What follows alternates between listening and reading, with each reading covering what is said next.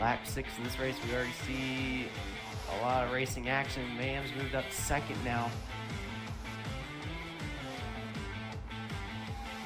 Mayhem's up to P2. Cam maintains the race lead. Ultra 4th, Halo 5th, and Lalo challenging for 5th now. Cam trying to block the inside from SSR Mayhem, so looks like he's going to get it done, but Cam goes a little wide on exit. It's going to affect his speed. Cam trying to break the slipstream a little bit. Now Mayhem makes a charge to the inside. Cam locks up, he goes wide. Mayhem should get the lead here, but he's got problems with Ardix Nix here.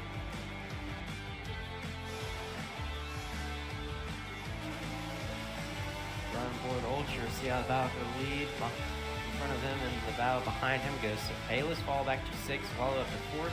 Cam's falling all the way up to P4 there. So Mayhem will maintain the race lead.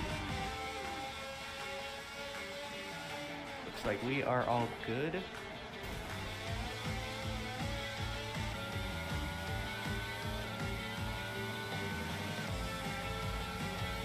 I think Games might get it done. He has a very good slipstream now. ZP's not using any ERS, so I think Games has a very easy overtake. And I think UPro might take advantage of this as well around the outside entering turn 14 now. UPro gets the better exit out of the Harrison going in the final turn now. That guy has a moment. He's not going to catch UPro. I thought UPro was going to catch game 0, so this is how it's going to sit. Unless they go out. Now we'll have to see what happens in the next DRS zone.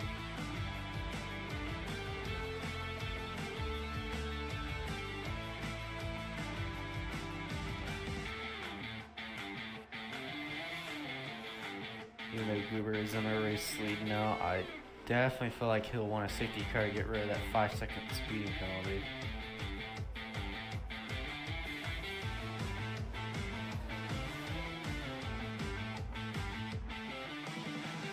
These are some very mixed setups. These deltas are all over the place, but on average they're about the same. Second place. Then I think you're ready to set sail.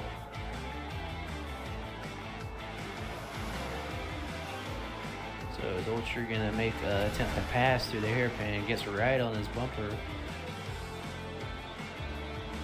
And doesn't have the best entrance nor exit.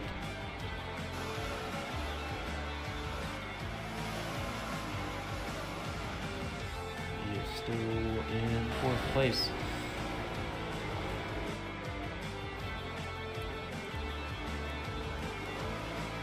We'll get a fuel situation before I forget. So about another 12 laps here. And they go 3 wide coming in the downhill section in turn 5. RZX Halo prevails. A 2-for-1 special there. Halo up to 4th place. Now Ultra trying to make a counter attack. He goes way wide, almost into that tire barrier, and that would have been a caution if Cam had not gotten out, if Cam had waited until the throttle even more.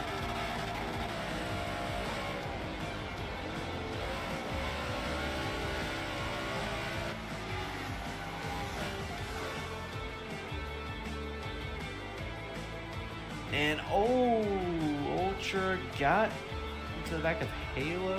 Halo was awfully slow entering that corner. And JJ and Billy, they're right on his bumper. Maybe can JJ get up to the bumper right here? Man, this is some good tight racing right here.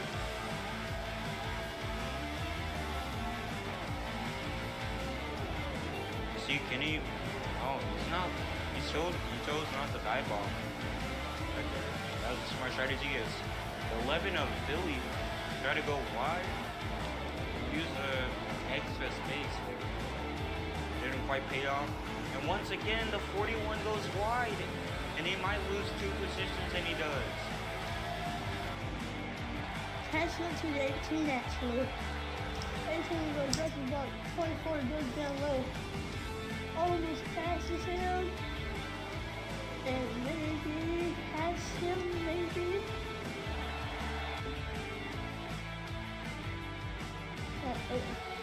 They're side by side for the lead. Turning into 3-4. I thought 24 will clear JT. Yes, he will. As that's the third stand behind Taylor's. As JT has the ball in the lane rolling. And he's able to get a slide down. But it's me about to pass him again. It's a good play. He's on ball for first and to 38. It's going to turn into 3 wide, but it's not going to happen. 24 back in the lead.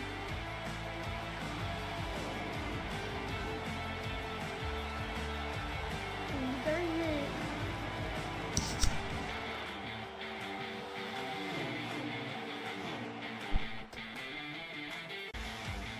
Lap 6 in this race, we already see a lot of racing action. Mayhem's moved up to second now. Mayhem's up to P2. Cam maintains the race lead. Ultra 4th, Halo 5th, and Lalo challenging for 5th now. Cam trying to block the inside from SSR Mayhem, so looks like he's going to get it done, but Cam goes a little wide on exit. It's going to affect his speed. Cam trying to break the slipstream a little bit. Now Mayhem makes a charge to the inside. Cam locks up, he goes wide. Mayhem should get the lead here, but he's got problems with our Nix here.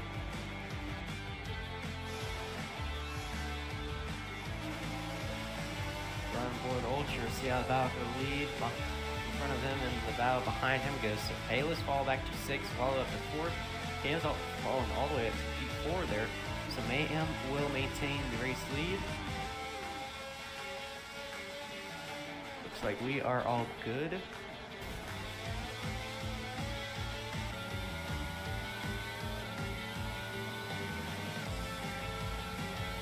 I think Games might get it done. He has a really good slipstream now. ZP is not using any ERS, so I think Games has a very easy overtake. And I think Upro might take advantage of this as well around the outside into turn 14 now.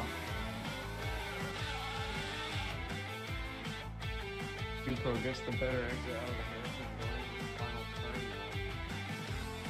That guy has a moment. He's not going to catch Upro. I thought Upro was going to catch game 0, so this is how it's going to sit. Unless there's a lap. Now we'll have to see what happens in the next DRS zone.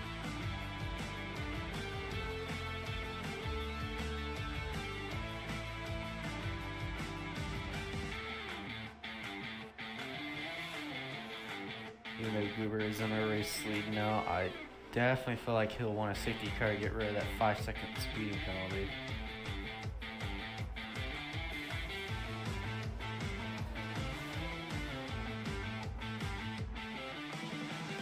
These are some very mixed setups here. Deltas are all over the place, but on average, they're about the same. Second place. Then I think you're ready to set sail.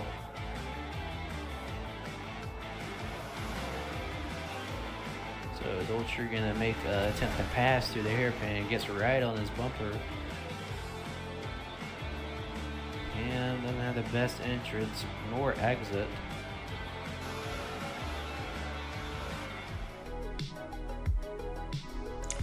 Alright, well, it's been, I want to say about 3 to 4 months since we've done a stream on the League channel. I think the last time we've ever done a stream was when we announced XRS versus JRL, and that was months ago.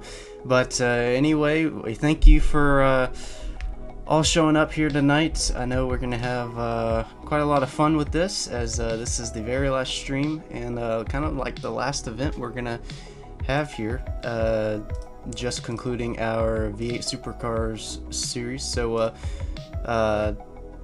welcome to chat, and welcome to, I guess, the end of the year stream for 2023 and also the virtual awards banquet, which was something we've never done in JRL. I mean, I think a while back, I think in 2021 on our first year was we gave out awards, but obviously we didn't have a Twitch channel up by then. But it's nice to actually have a stream going here. So anyway, I'm RZXJJ Reds if you're new to us here in JRL, and tonight I'm being held hostage by RZX Nix here, who's a new member of our media team here. He's going to be making some thumbnails, all kinds of cool stuff, and going to be joining us on occasional streams for not only for tonight, obviously, but for 2024. So good to have you here, Nix. Thank you. Glad to be here. Thanks for telling the stream that I had a gun to your head. Yeah. We don't live that far away from each other, so I think you're like an hour and a half away from where I am. Yeah, maybe. I don't know. Alright, so yep. Thank you all for coming in here. I know we had a follow. I know Streamlabs went off at one point. I don't know who actually followed us. Remarkable Fresh, thank you for the follow, mate. Thank you. Alright, so we'll go ahead and get down to business. We don't know how long this is gonna take. We estimated this about to be an hour and a half to 2 hours, so if we go longer than that, we'll have some fun with it, obviously. So Who knows, maybe we can make a highlight reel of the awards banquet. yep, I would definitely love to have some highlights of that. By the way, if anyone joins here late, obviously we'll upload the whole VOD on our YouTube channel, which we haven't uploaded a video on that in like 6 months, so Yeah, it's been a while. I know, I think a lot of leagues right now are trying to get their YouTube channels back up and going, especially with the new game and the new year. Want to start off fresh, want to start off well, so. yeah, and that's the kind of the thing I wanted to talk about. Is I talked about this with Fan the last time I was streaming on this channel, was something that we were kind of anticipating, because Forza 8 had yet to even come out yet, so Yeah.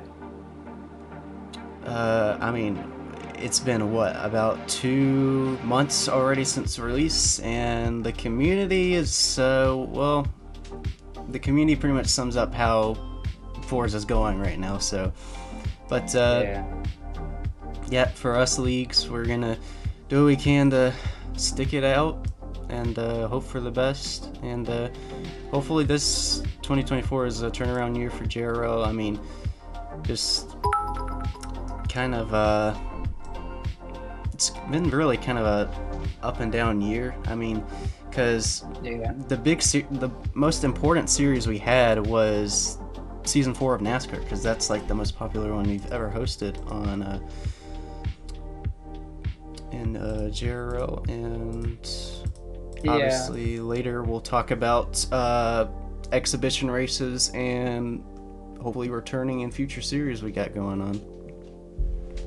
For sure. I think NASCAR was one of the bigger draws on the on Forza Motorsport 7. I know a lot of people are anticipating it for the new game, especially with Eagle Rock coming to the new game and us not having Daytona yet. But you know, rumors that it's gonna come around the same time when the Rolex 24 is out. Yep.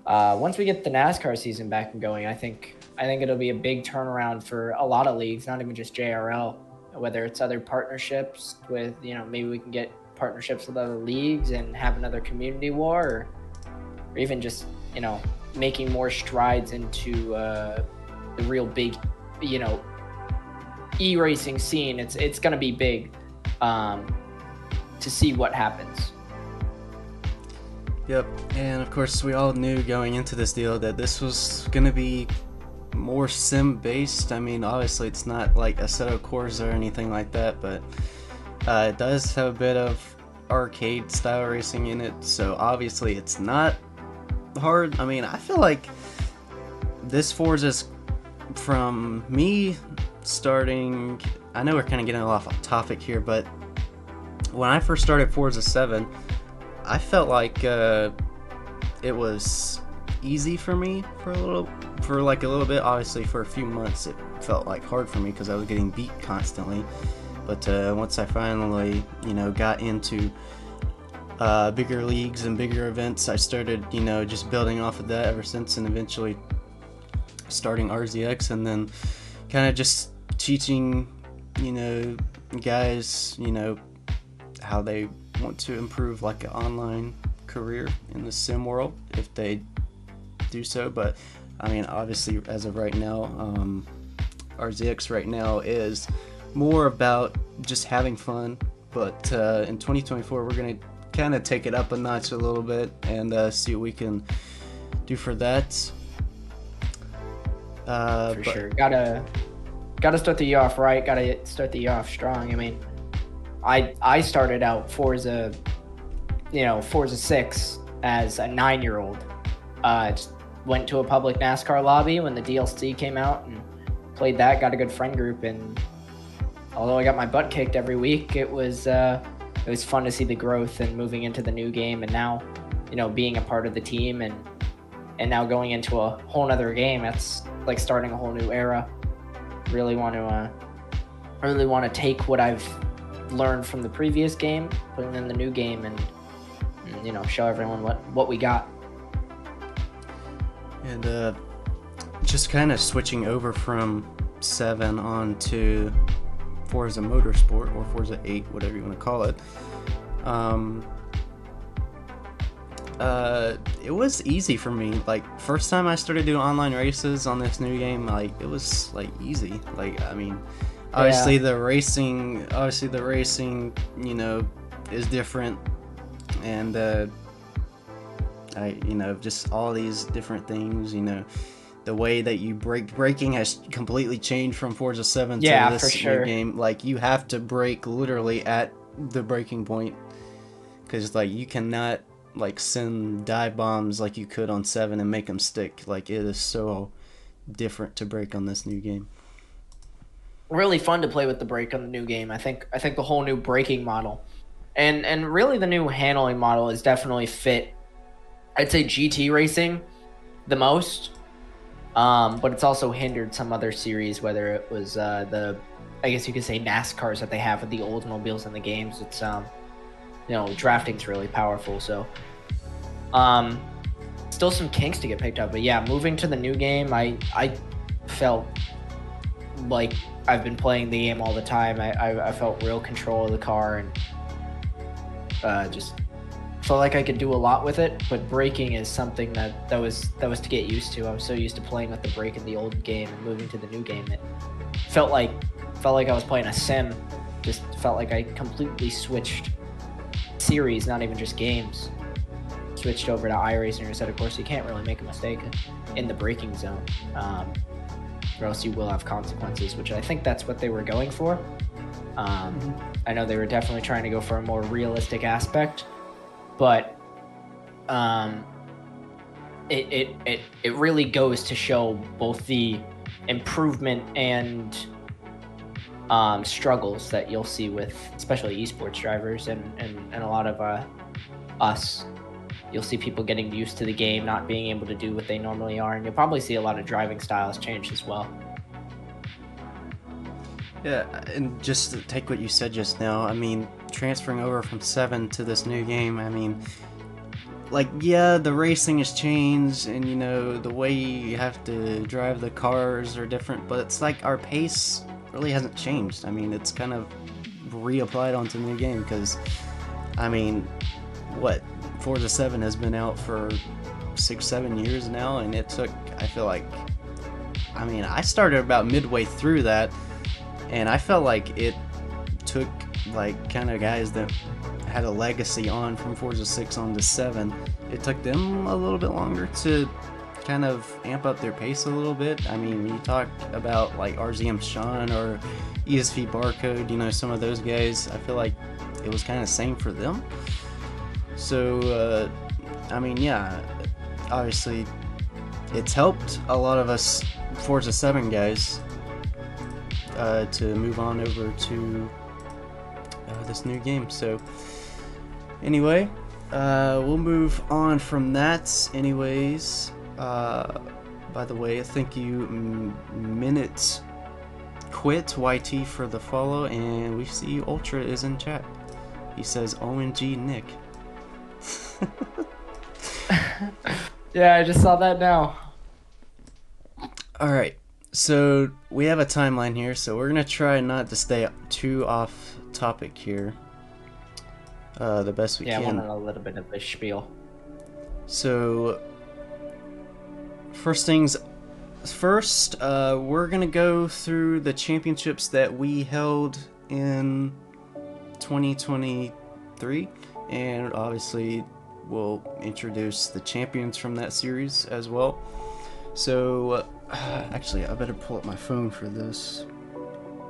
Yeah, I'm scrolling through my phone right now trying to jot down some notes. Definitely, all-time champions. So yeah, and just before we kind of had a timeline here, I actually updated the all-time champions list in our Discord server. So starting in 2023, this would be back in early February. We held our very first Daytona 500, literally all 200 laps, all 500 miles we ran. It was some of the best racing I've seen as kind of a broadcaster. I mean, I didn't have that much time or that many hours going into kind of like a broadcast, type deal. So Daytona 500, wild restart and a completely wild finish, and you'll see why in just in a few minutes here, because we have something to show you on that. So our Daytona 500 champion was in fact Deed Speeman. I think his second win all time in JRL, from what I remember. His first win was at Silverstone in season 1 of NASCAR, which was forever ago.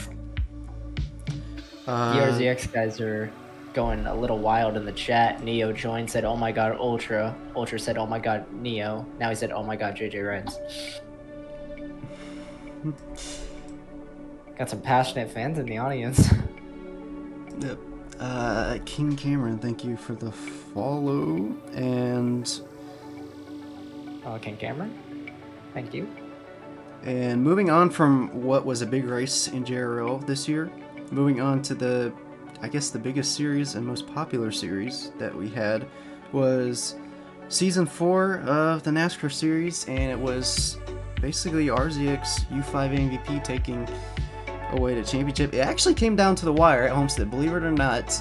We didn't have that many drivers for the finale at Homestead. Everyone was just kind of fed up with Forza at that point, and everyone was really annoyed on how that season went, and we'll explain it as we go on. Obviously, we won't talk about it now, but yeah, MVP kind of had it. He kind of struggled early on. From what I remember at Daytona, he started towards the front, and then he finished second to last in that race. And then at Homestead, he had the pole. I think it was some sort of pit issue that I believe took him back. I think he got spun out trying to pit under green flag. I can't remember exactly what it was, but something put him in the back, whether it was an accident or something. And that race was just a track position race. Being there, it was definitely track position. You had to either be really good to make moves, or you had to be lucky. It was up and down all day. And then the next round at Homestead, he scores the pole and doesn't do anything with it. I mean, he was kind of up and down to the field. I mean, that's kind of how Homestead was. Homestead, and that's, I mean, I've never seen so many wrecks at Homestead ever, in my life. And then, go ahead. While you look, just being a part of that championship battle, there's a lot of things, that I could go into detail with, especially with MVP. But it seemed he just kind of came out of the blue, just middle of the season. He was there relatively constantly qualified up front. but was running mid to lower top 10s every week. Seemed like he was there, but not going to be a threat. And all of a sudden, he turns on the Jets about around middle of the season, surprises myself, who I believe was leading at the time, and I believe it was SSR Mayhem, who was also in that championship battle. And guy came out of nowhere and really just kind of took the limelight mid to late season. And MVP not only he was a rookie going into that season, and he eventually won Rookie of the Season in that, obviously, because he had a good amount of stats at the end of the year. Believe it or not, out of the 10 races we had that season, he only won one of them, Sonoma, the third round of the whole season. And we knew he was kind of going to be like a championship threat, kind of since the start. I mean, he was kind of like very amped up on just NASCAR, on Forza in general, so I knew like he was going to be like a popular driver for that season. TPR Picasso, thank you for the follow, and DMS Dan, thank you for the follow as well. Alright, so yeah, obviously we'll talk about NASCAR as we go on.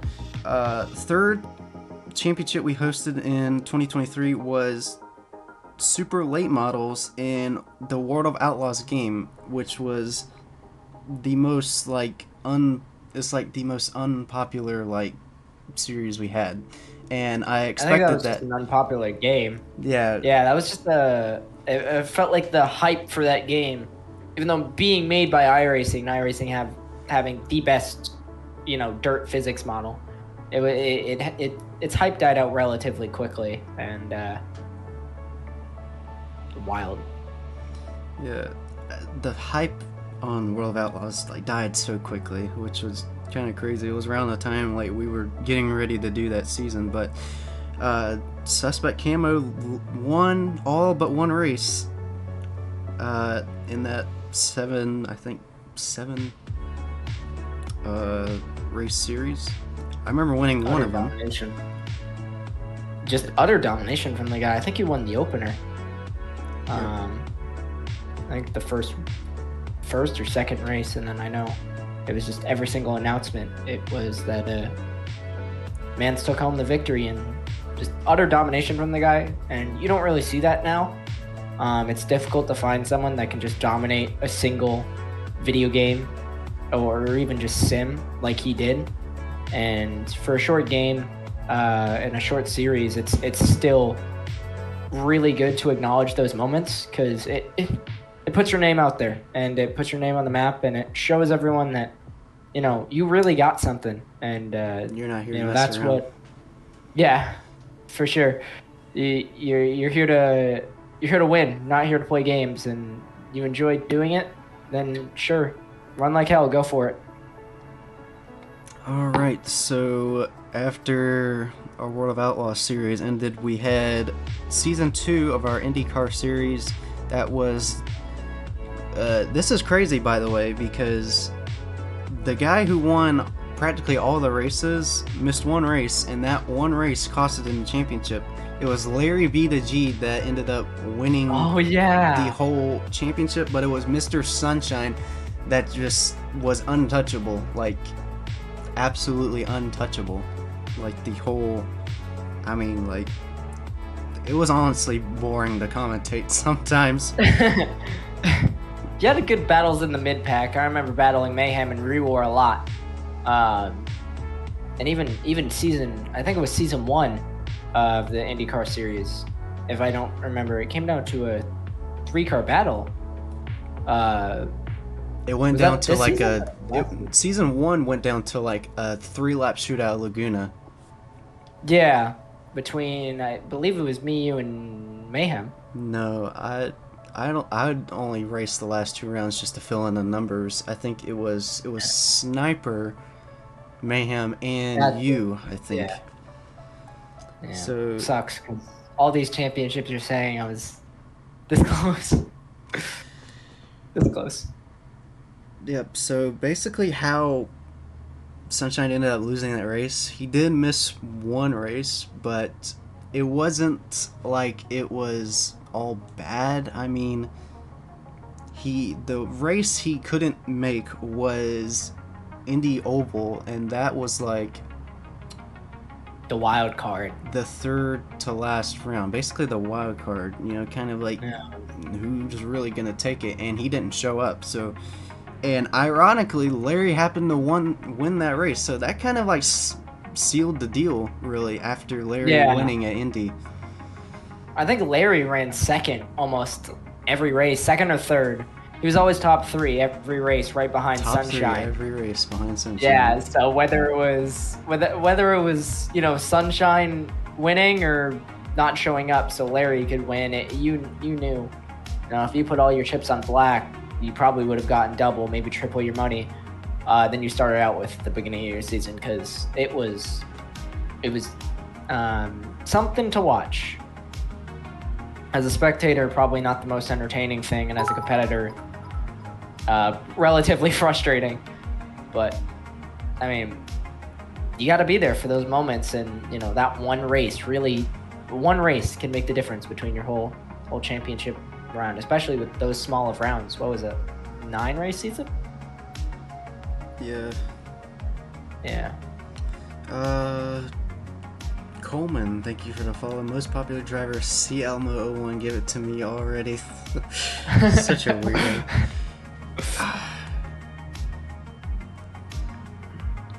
Yeah. Coleman's a long-time friend of mine. Goes back in my Heat 5 days. All right. I just got to talk about the khakis. The khakis. That's an inside joke me and Nix have. So yeah, IndyCar wrapped up with Larry winning the championship. Then it was... Oh, I forgot to list one of them. It was... We literally just talked about this a few minutes ago. It was the XR versus JRL Community Wars, and basically we should break down on how that went. Yeah. It was kind of confusing. Because it wasn't until like a day before where Fan was like, hey, I think this should be a good idea, and I was like, should we do it? And I said, yeah, I think we should do it. I was like, all right, whatever. Seemed very last minute. Yeah, and like the whole point situation, I felt like it wasn't bad. I just felt like it was confusing the whole time at first. Yeah, I think another thing is it all came down to, obviously, it being a community. The community that you've built is the same exact people that are going to get points for you. But I think we definitely should have done some sort of nomination for the drivers that we knew could make every or at least most of the races. Because even me, I think I broadcasted race 2 at Road America. I was trying to go back and look at stats for the previous race, and it seems like I could get barely any for both respective parties. And then whenever the season just continued, it seemed like the people that were in there were changing every week.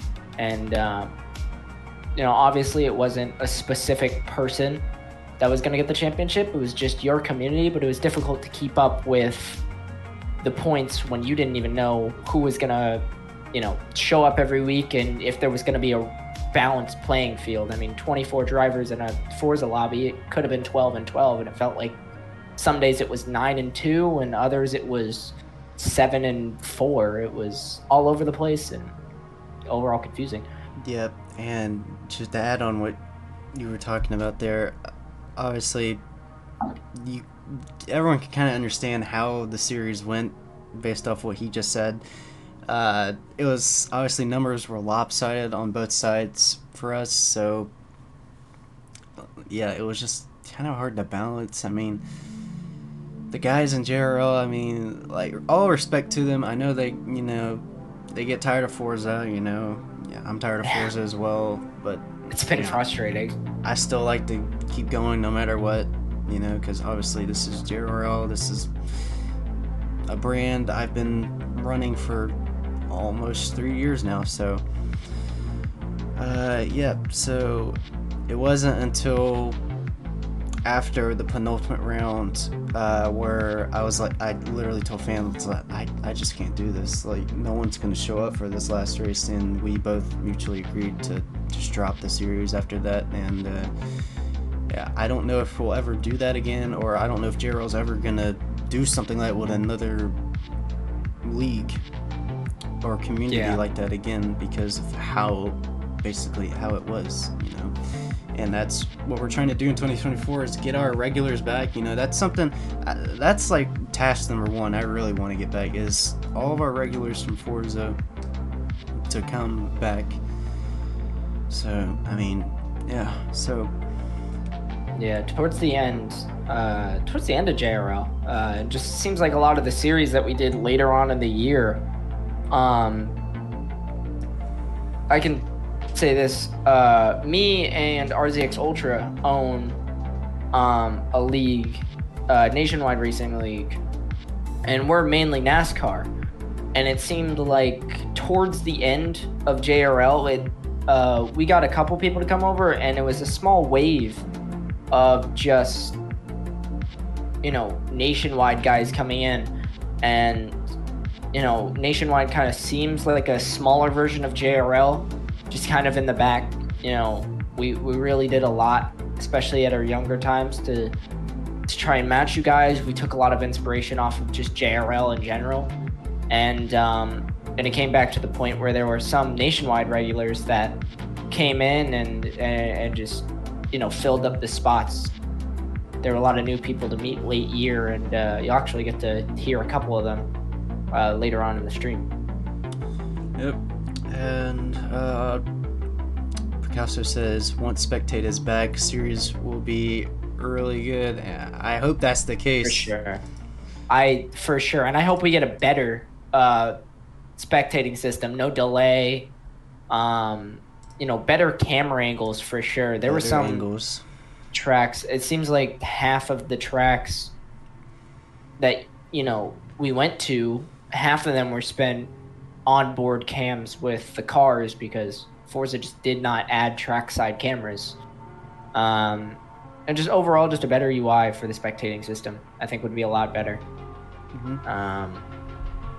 Whether that's a completely new ticker or what, just maybe an updated graphic system, updated camera system for sure.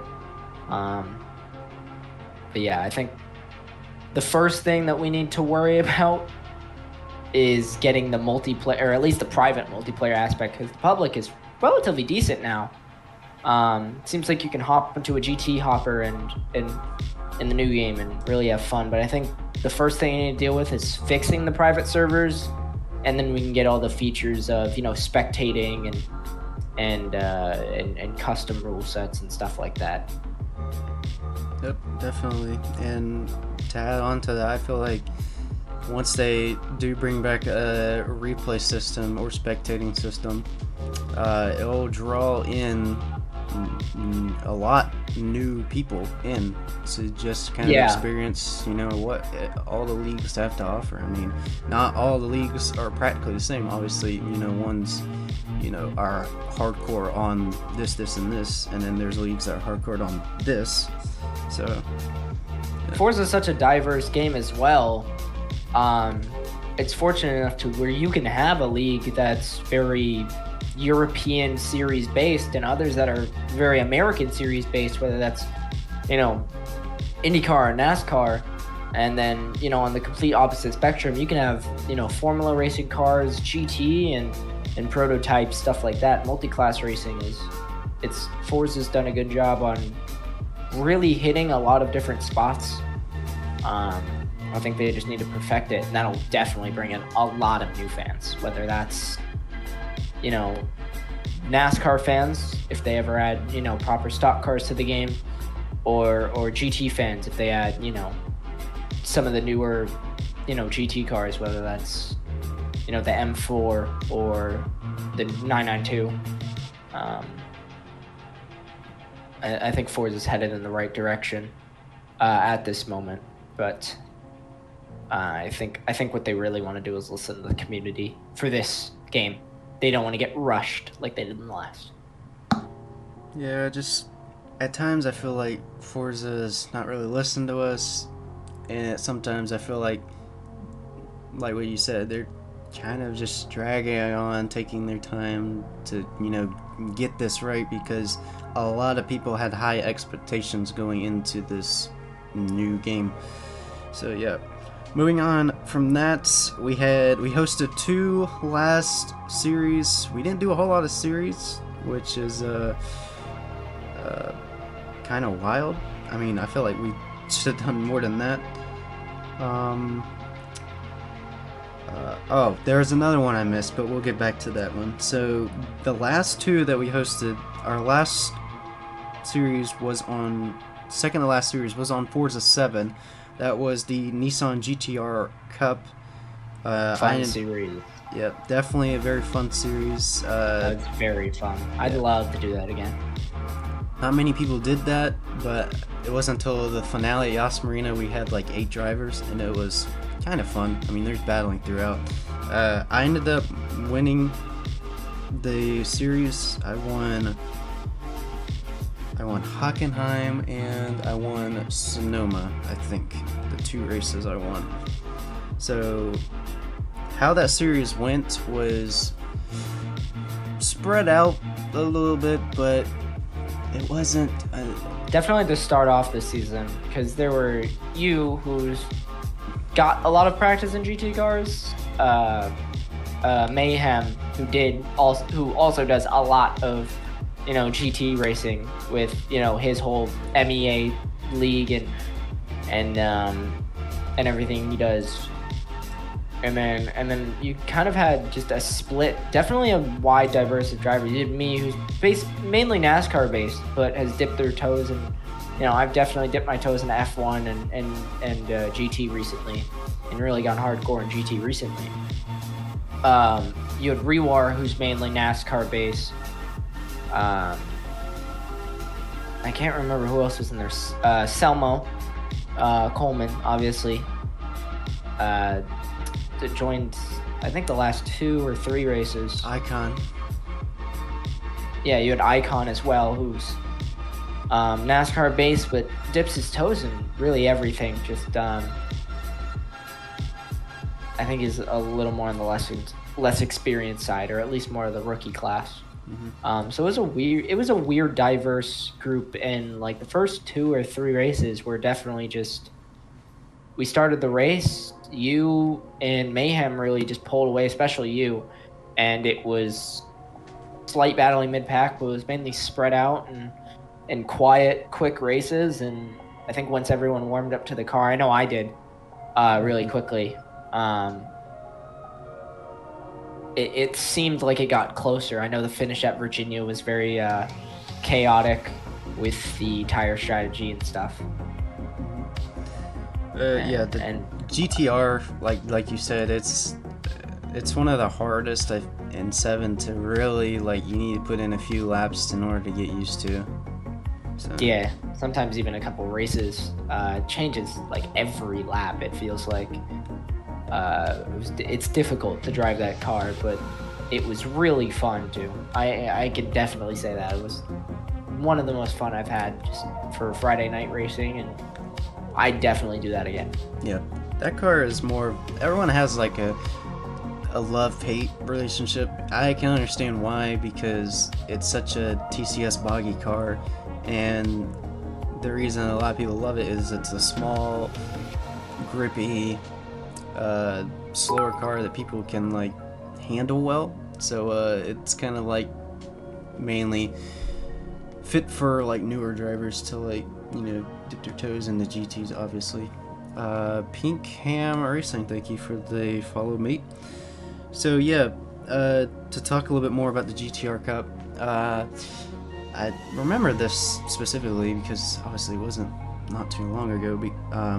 Round 1 was at Suzuka. Obviously we had to have a Suzuka race because it's Nissan, so I felt like I was gonna do really, really good, but it wasn't until I clipped the curb in 130R that literally ruined my race. I had to pit twice, but it was Katie winning the first round over EMC Vision, and I Yeah. think SSR Quinn was third, Mayhem was fourth, I was fifth. That rounded up the top 5.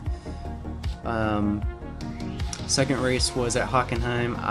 It was kind of a me and Mayhem kind of race. I think I'd started on pole, but then like I started making little mistakes here and there. It wasn't major, and then I kind of fell back a little bit. But it wasn't until the pit stops that really like changed it. And Mayhem said that he had like gearbox issues, so I guess that kind of like ruined the chances for him to win that race. But like, I mean, respect to Mayhem, but we had Halo in that race as well. And that was a handful because it was you two, and then it was just the rest of the field under a blanket the entire time. Mm-hmm. And all of us had little experience in the car. My only experience in that car was Suzuka.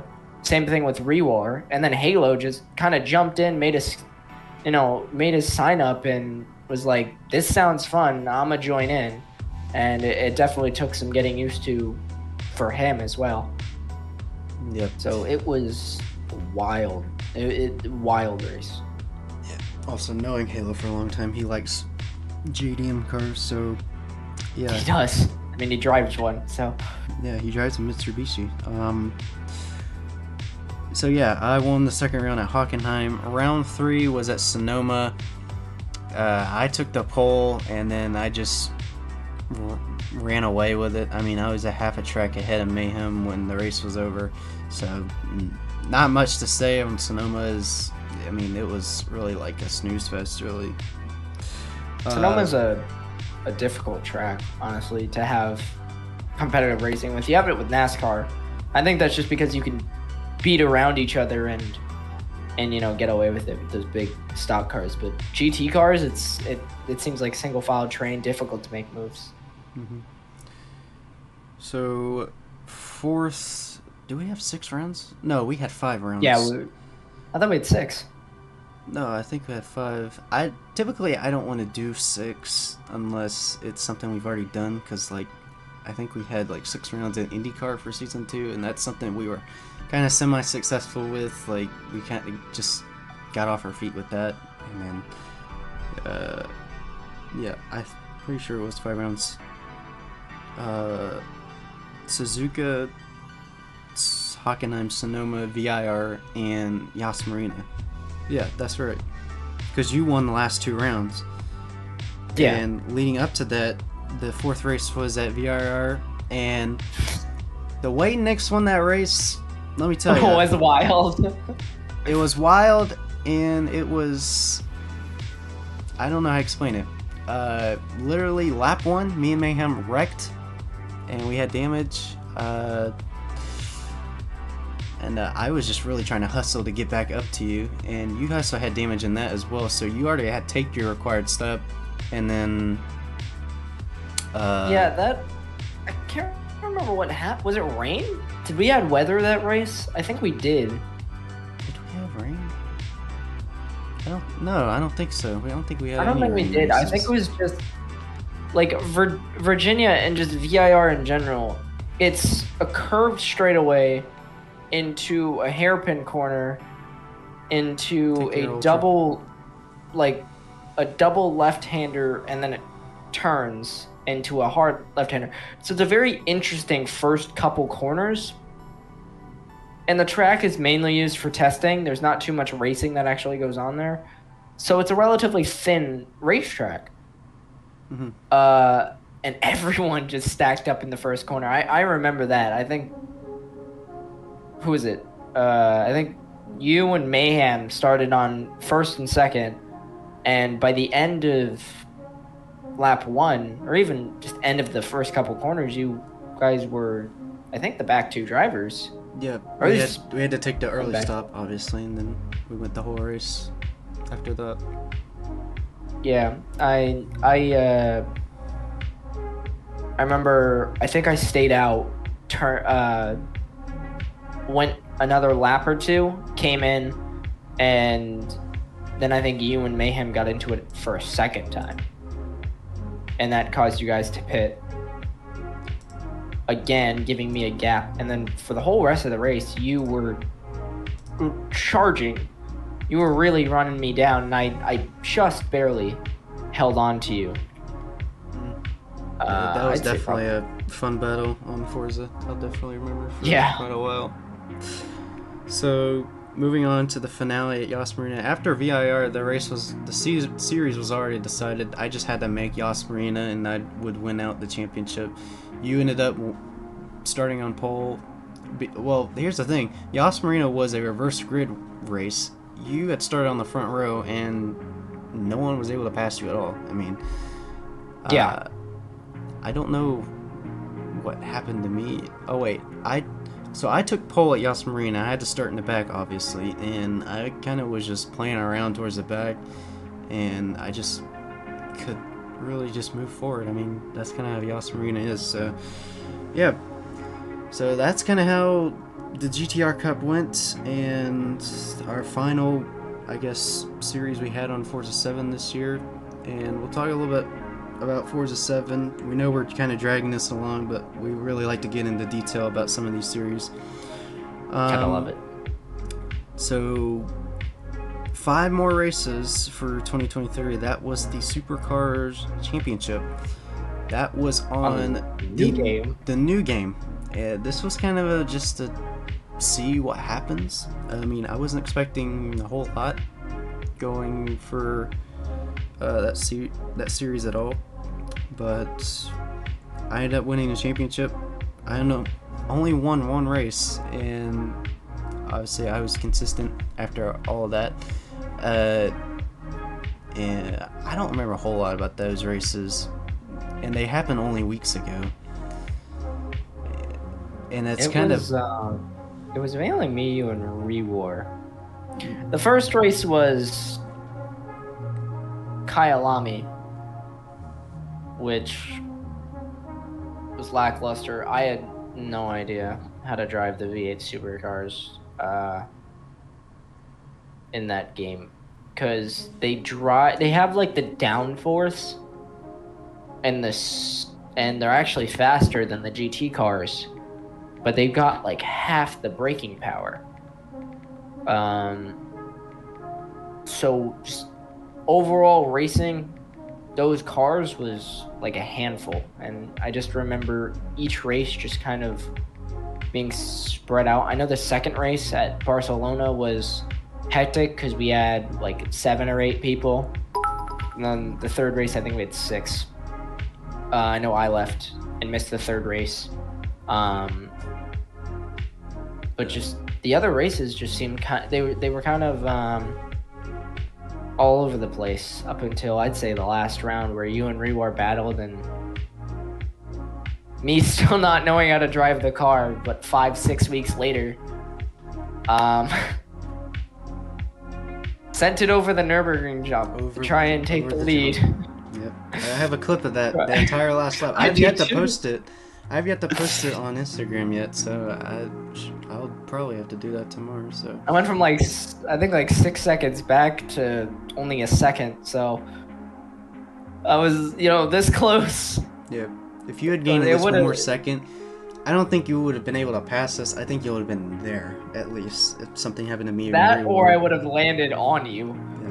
Because I know you guys both. I know Rewar missed the final braking zone, pushed you wide. But I had no practice coming in. I kept forgetting and passing it off. I've had very busy weeks, so I didn't really ever worry about the racing. And I'd grab a tune, and I think that race I just never grabbed a tune. I was running a Indy road course tune, which is long straights into 90-degree corners constantly, and a couple chicanes. And the final race at Nürburgring, just does not have any of those. No long straights, no nothing. Sweeping, it's more sweeping corners, and I just was not fast that race. So if I was lucky enough to have that, then for sure I would most definitely have probably been able to land on top of you. But the valiant effort. That final race was actually pretty fun to watch you and Rewar go at it. Yeah. And that was basically how 2023 went for all of the series we hosted. One exhibition with 1, 2, 3, 4, 5 just series on Forza. So kind of felt like 2023 was kind of a short year, not for JRL, but just in life in general. So Yeah, for sure. Feels like this year has gone by really, really quickly. all right. So with that being out of the way, all of our champions, congrats to all of them. Race of the year is up next, aka most popular race of the year. How this worked, obviously we don't give an award out to a race. I mean, what we're gonna do is we're gonna show a highlight video. It's about 20 minutes long, so kick back and relax and enjoy the fun that I had to broadcast this race. Definitely action-packed up until the last lap on the last corner.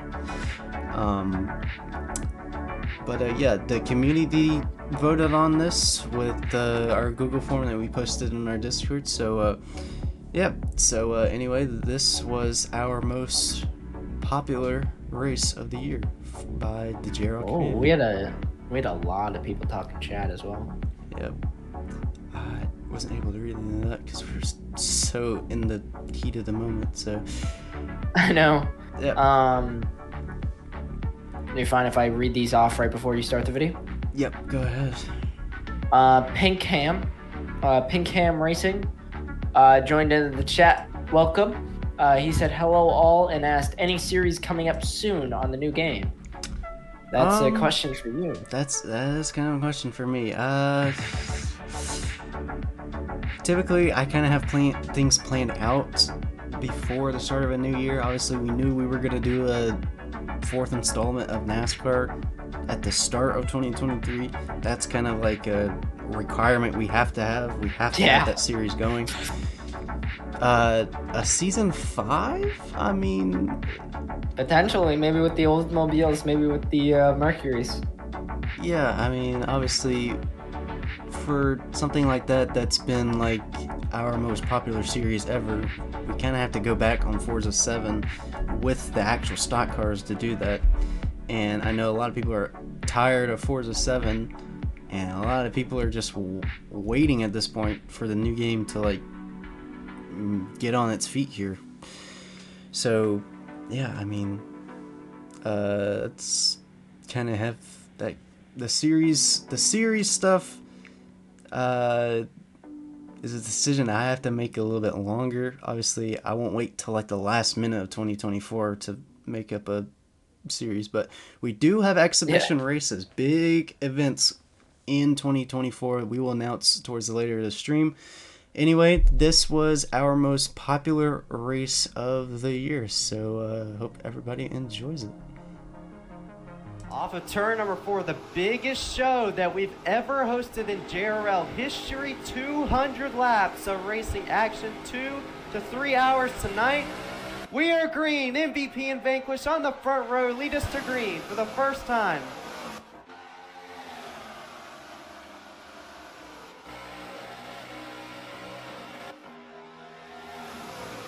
And off in turn 1 they go for the first time. MVP holds the inside line, will lead us around 1 and 2. Vanquish immediately went to the inside going into 1. These first about 15-20 laps are all about survivability. Just trying to maintain your position, get to the inside as quickly as possible, then work with the drivers you want to work with. So it looks like we're all good here on the opening lap. Remember, we don't throw a yellow for the first 20 laps, so when lap 20 approaches, the caution system will open back up. So here we go. MVP leads lap number 1 as Vanquish and MVP are both working together. Take a look at the race map once again. Oh, MVP hit the apron and it caught him off guard. And they move up to the outside line. That slows all their momentum down they had at the start. And here comes Kart Racer and Deed Speedman. They're trying to hustle. They're going to protect the inside line now. As Car Racer going to go to the outside now. And no, they're not. They're going to hold the inside. And now it's a 4-car train. MVP leading the way. And there's still a lot of hungry cars behind them. It's led by Ty, I believe. So we'll pull up the race map once again. We'll check on the second pack here that is led by Ty. So I was correct. So Ty, Stunks, someone in front, Nyx, and Sparky Motor. Shady Phonic somewhat in the picture, but he might lose the draft here soon to make a move here. But Shady's going to hang on to the outside line there. And MVP goes around. He got hooked by Vanquish, our race leader. He led all the laps and immediately goes around. He's going to lose multiple spots, and Vanquish will take over the race lead now. And his drafting partner is no more.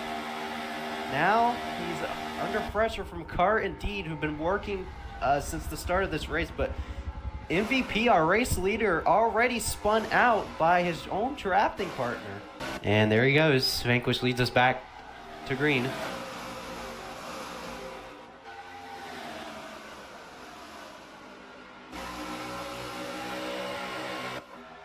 And Ultra slightly gets to the inside there. He almost hooked the Eats Beam in the process. Oh, I saw someone went around. And it looks like that's one car that's tied. So Ty goes around. That's going to be one car. We're still green. Look at this. Icon towards the back of the field now. Finally where he wants to be. He's up into the top 5 now.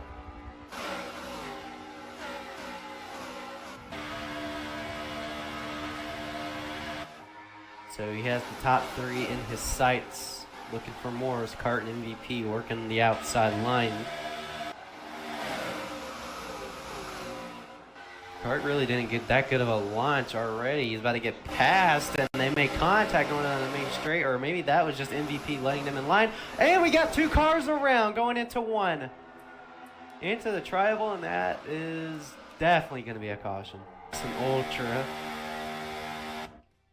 working with each other on the outside here, around someone in front, Icon and Vanquish. But it's 3 against 2 right now, and 3 and 2 really don't mix up. And in front, almost got literally in front of Ultra and Nyx there.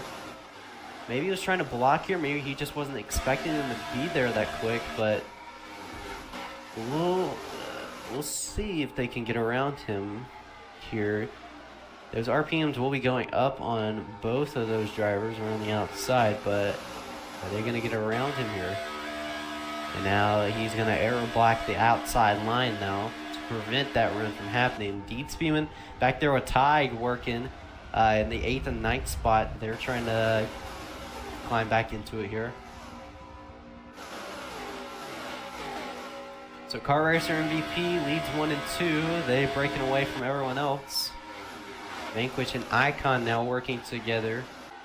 So now Ultra in front of Icon. He's lost Nyx after that kerfuffle.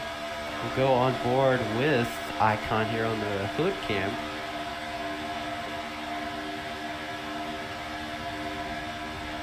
And we get a little backward shot. Vanquish is really trying to back it up to Ultra. That's why they're making contact ahead. Because they're the top 2 still staying out in front.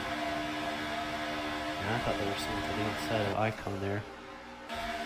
Don't know why he would have went to the outside there for the tribal.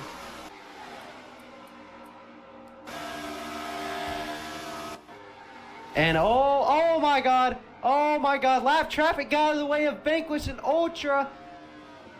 And just like I said, it's the oh my god, it's the commentator's curse. And unbelievably, we have a caution after almost a 50 lap run. And this might change the tides of this race. VP, Kart Racer on the front row. We're back green here at Daytona.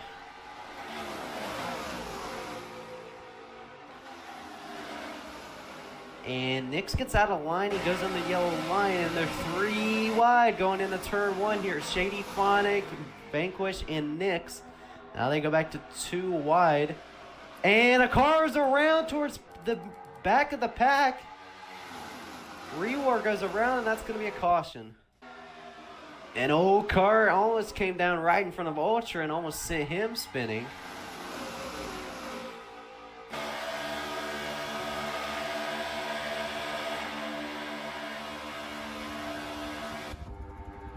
Car Racer looking to try to get to the inside. He can't. So MVP gets stuck to the outside. Oh, and someone goes around in 3. I think that's Stonks again. No, it was Car. Was it Car? Yeah, it was Car Racer. It was another great car though. Rewar, Car Racer, and Tig all around, and caution. It's out once again. So that's the first time we've seen a major front runner be involved in a big wreck like that. Kart Racer. And Shady Phonic looks to the outside. Now he goes to the inside for the race lead on Vanquish FRC. Working with RZX Nix on the inside. He moves Vanquish out of line. And Shady Phonic, for the first time tonight, will lead a lap. Not many lead changes at all tonight. We've had a lot of green flag runs, but this is the first time we really had someone from the back who started towards the back make his way up to the front now. But so now they'll try to get something going on the outside now. Is Vanquish going to help Nix to the outside? And no, not going to get it done. And we got a car. Oh, actually, we got 2 cars around front and Jax. I don't know why exactly. And MVP, MVP, that's pretty MVP things. I mean, he goes all the way back there, and Stocks gets hooked by Kart Racer. And they go straight up the racetrack, and that's going to be a caution. MVP gets turned around. He collects Sparky Motors. And MVP almost went end over end there. They're stacked up. Mini cars back. 115 now. They're trying to get it done, but the inside through the corners is just too fast. They're just not really getting anything done. And now Nix is just going to abandon Icon and let him hanging.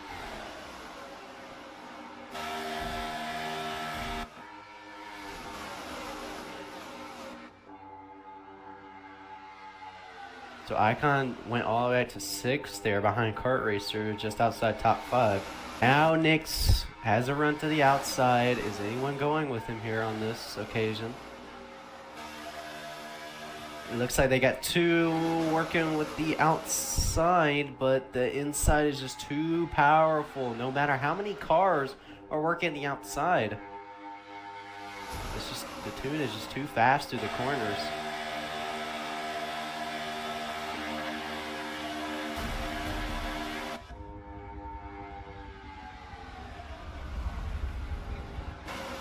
Very aggressive pushing with the top 3 here on this line.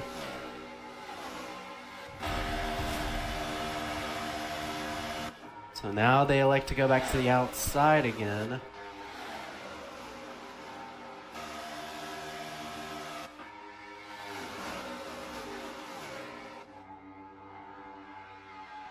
And they try to go around, and oh, Vanquish gets Forza glued. And he goes around.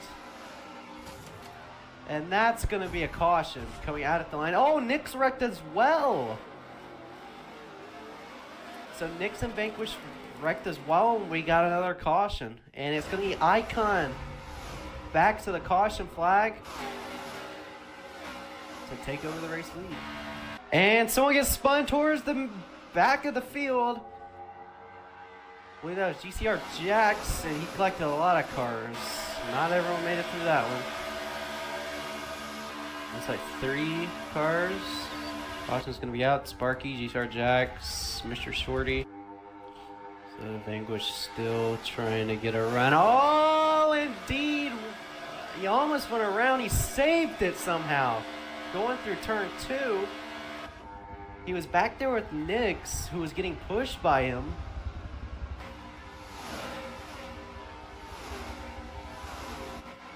He's gonna fall way back. I don't see his car in sight. There we go. Someone went into the grass at the start. Ultra's waiting to get to the inside. Now he'll get to the inside.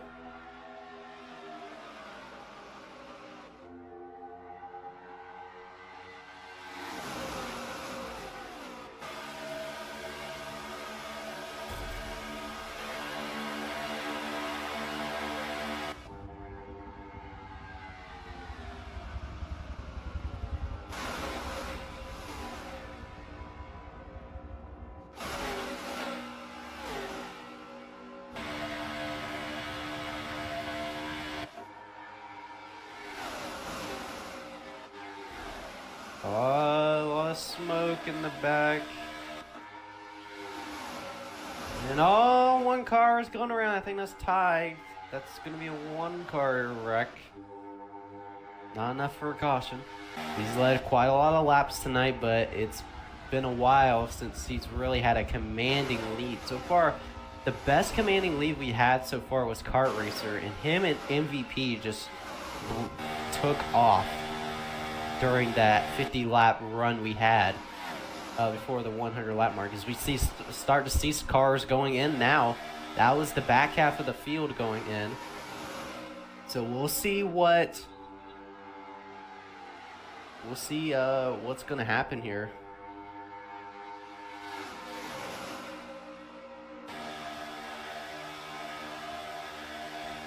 So Vanquish in a good opportunity to potentially take over the race lead if the top two do pit this time by. So of course, as we mentioned, not everyone is good on fuel at this point. They will have to come in one more stop. That's what we're watching right now. Top 6 going in, and here they go. They're all coming in now, except for Kart and MVP, who I believe are on a different strategy because they have different fuel than everyone else. So they'll have to pit within the next 6 laps.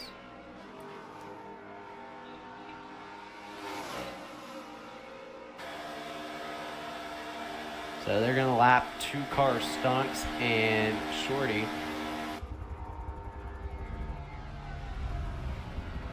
So remember, their strategy was screwed up once they wrecked each other twice. These two, MVP and Kart Racer, are just constantly pushing each other. Now they're going to go in a lap later. So I feel like this could be a good call. Not taking the risk of losing time for the ones that come out, and then they get linked up and start pushing each other.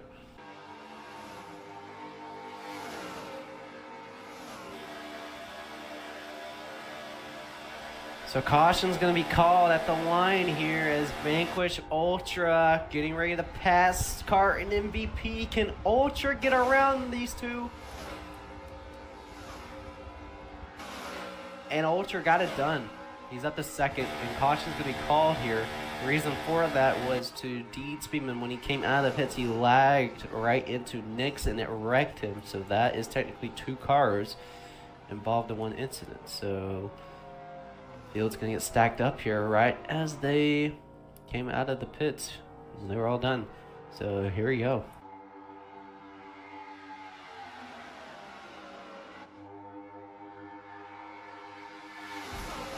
Speedman MVP, they could play a factor in this battle as well.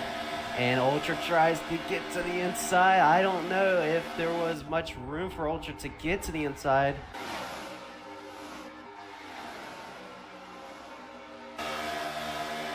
So now they go to the outside. Oh no! Ultra gets caught up to the outside. I don't think he was expecting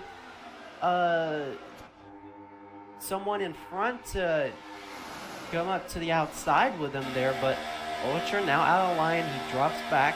He's okay. He's back in 5th now, I believe. Yep, he's back in 5th.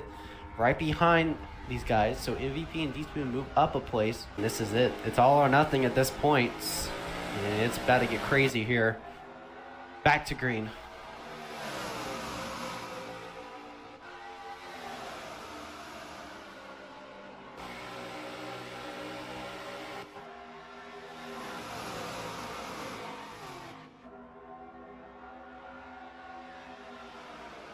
MVP drops back to that 4th place spot. That's what sucks about the outside. If the leader chooses the inside, you're gonna drop back no matter what. So he drops back to 4th here.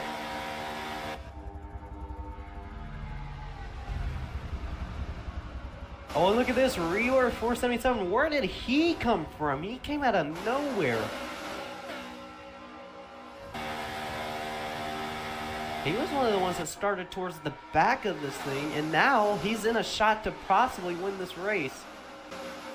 MVP got pressure on the outside of Ultra and Nyx. They're trying to go. Now's the time to make your move up to the front. Look who's back there in 8th. It's Car Racer. He's got 1 car separated between him and MVP. They've been working the longest of times this race. So now Ultra and Nyx couldn't get to Ultra. He's gonna have to abort to the inside. Oh wait, no, he goes back to the outside. Is Stonk's gonna go with them now? If Stonks goes with them, Car Racer has an opening to the inside.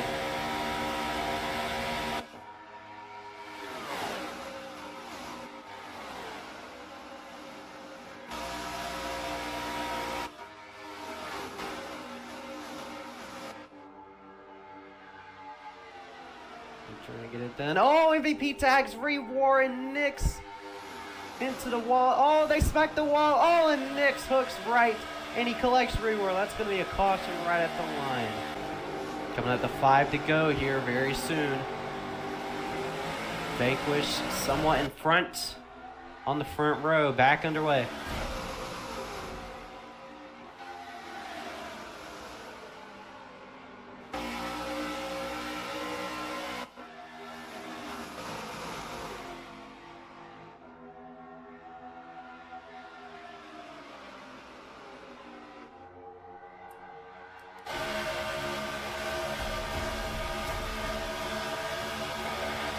On board with U5 MVP.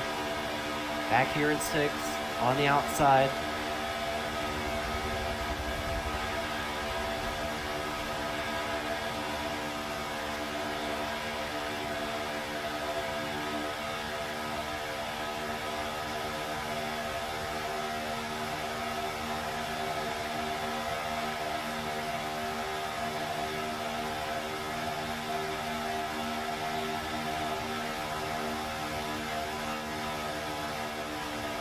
MVP dropping back here. He's nothing. He really cannot get anything going here.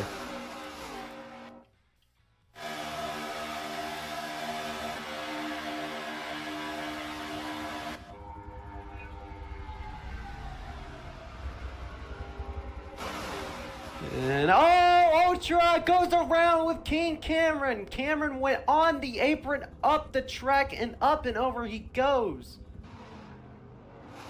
And they're out of it.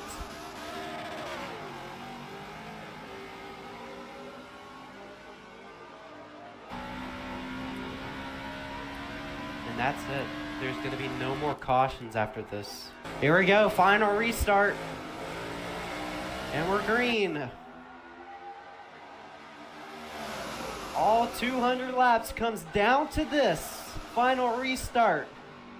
Who wants it the most? Someone's already spun at the start. That's Shady Phonic. Shady Phonic goes around. It's an inside battle right now. Trying to survive here through chaos and wreck. And all the wrecks here. Oh, someone else is going around. There's a spin in the backstretch.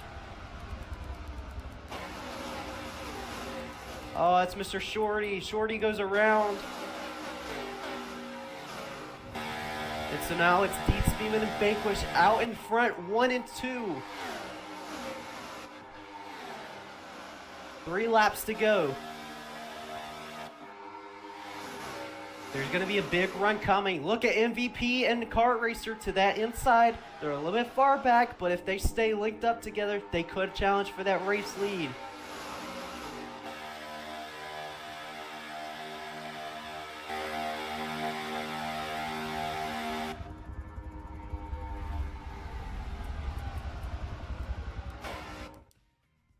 We'll go back to Kart Racer here in third.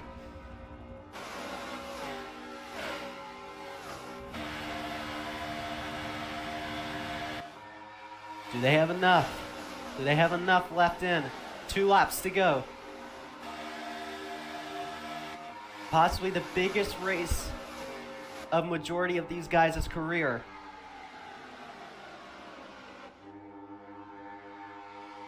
Dietz Beeman not really working with Vanquish. He's looking for a run to the outside. He just cannot get any momentum coming. Is Dietz Beeman going to play the nice guy? Is he going to try to help Vanquish here when Kart Racer and MVP get up to them? Here they come. They're coming in fast. Coming off of 3 and 4 for the final time to take the white flag.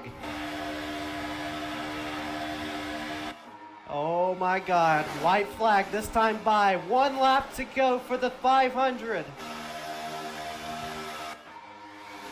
They get to the outside in 1 and 2. Can they get that momentum on the backstretch? What does Vanquish do here? Is he going to go to the high side and block it? Yes, he is. He's going to get that arrow. The arrow block. Dietz Beeman left all alone. What's Kart Racer going to do here? He's going to dive to the inside. What's going to happen? Is Kart Racer going to use the button to get him around? Vanquish goes around! Dietz Beeman goes through. Oh my God, MVP goes around as well. Kart Racer. Dietz Beeman from 4th to 1st has won this race. They wreck into 4. Unbelievable finish. I cannot even believe what just happened. Did we just really just witness that?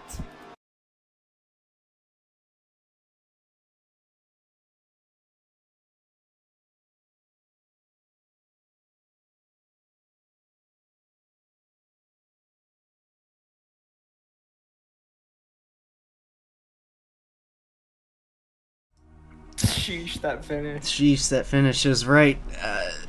Neo, that was before we even know who you were, back when we used to call you Oracle. So that was a long race. I mean, that really took about 3 hours in length from when we did it in February, but I feel like it went by very fast. Obviously, it felt like it went on forever because this was a 20-minute long video that we had to showcase. I wish it would have been shorter, Yeah. but there's so much that happened in that race that it's obvious why it was chosen as the most popular race of the year. And Nix, you were kind of in a shot in the last 10 laps, but I mean, you saw it. We were talking about it off camera.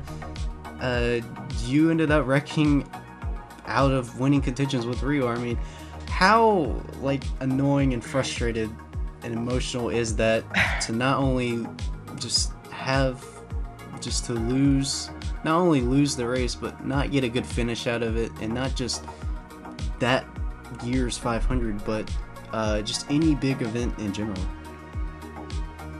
Honestly, the thing about like big events is you don't want to go in with pressure.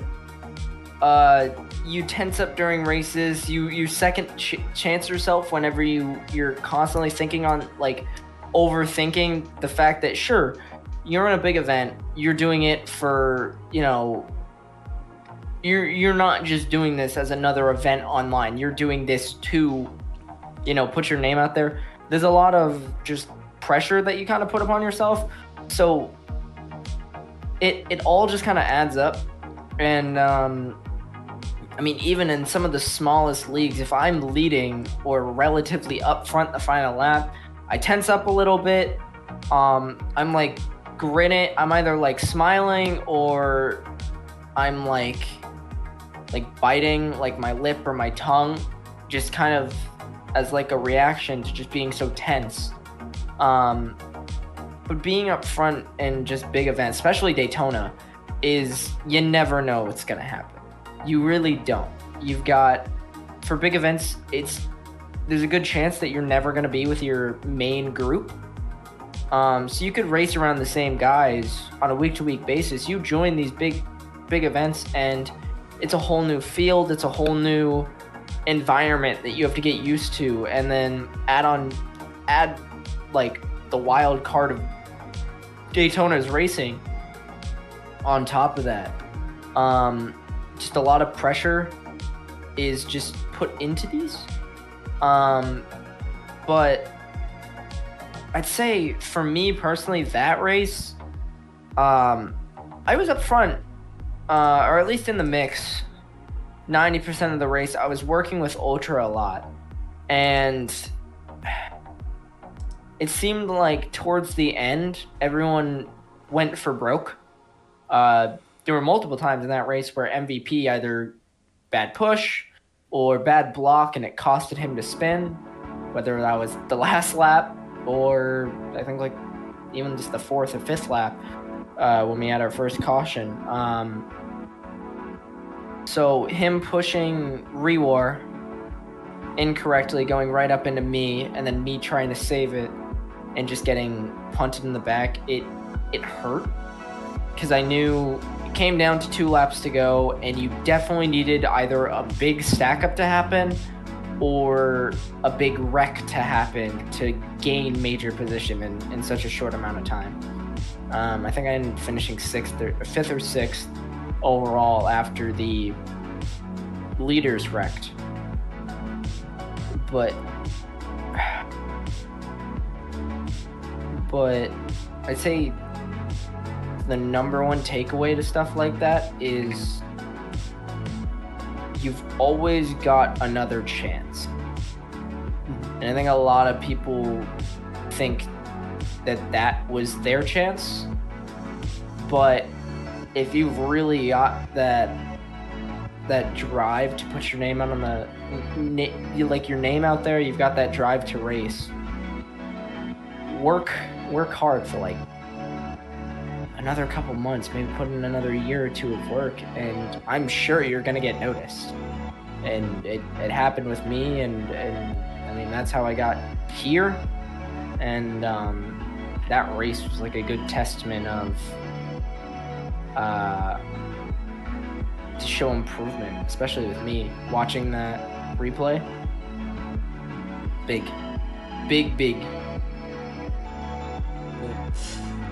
I remember, like, I was just only a handful of races in MEA, and the team was like so young at the time. We really didn't have anyone in it as well. I remember the first time I ever ran their 500. I mean, I wasn't really a factor at all. I only led a few laps up until the halfway portion, and I really don't know how to explain it. I mean, obviously, there's no POV of me. I mean, obviously, there's a highlight video, but I can't break down lap by lap on what I did, what I had to do. I mean, I had no one. Like, I had no help the whole race.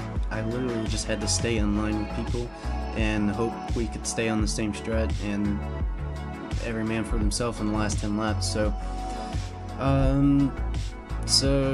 mean, yeah, that's kind of how that race summed it up for me. It wasn't until the second to last restart where I pulled to the inside. I hooked up with Sparky Motors, and we went a few laps, and then we were second and third at the time of this restart.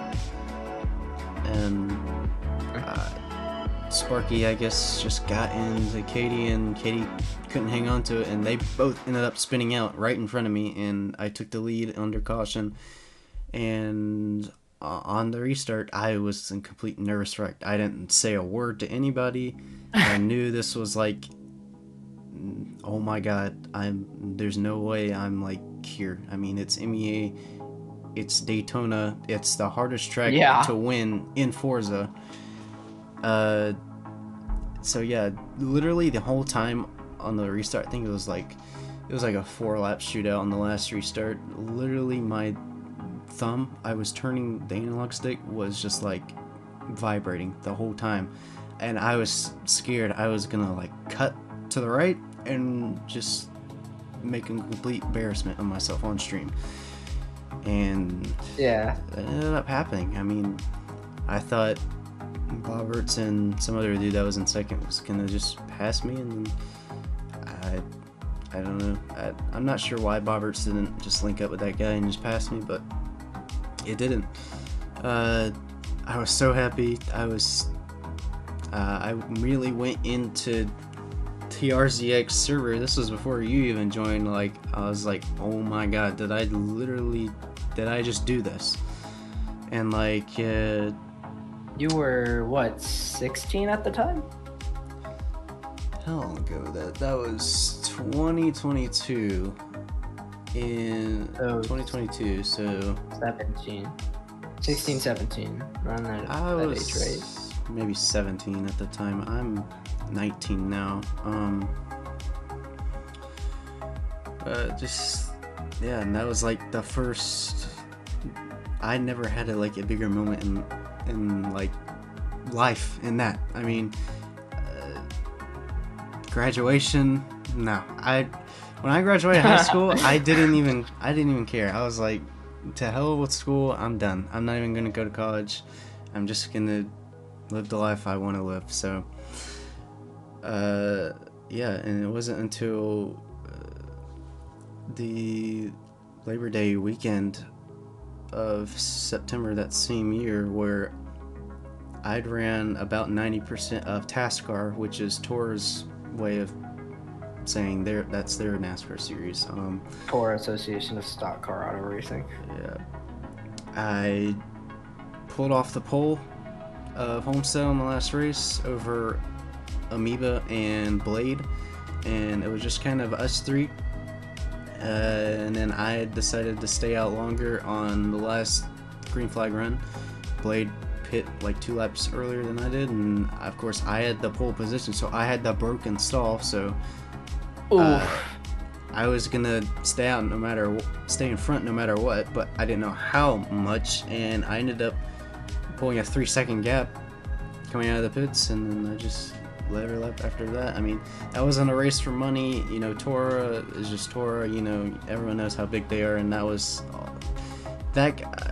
kind of replaced the MEA 500. I mean, yeah, I know Daytona is harder to win track. You know, it was, some of the big names were also in that race, but Toro to build history on that and to have it included into our team is something that I really cherished a lot, and that's something that I really tried to see if we could get into some more big events like that in 2023, the very next year. So, I mean, yeah, like, you win some, you lose some. You know, it's hard to win races. I mean, especially like we just saw the JRL 500, or Daytona 500. Those are hard races to win, and yeah, hopefully we'll see more entertainment by 2024. Yeah. I can remember it was Forza 6 when I got my first win, and it was about like 4 months into, I guess you could say, league racing. That was 2016. I didn't get another win till 2019, and again, that one was like a small win, but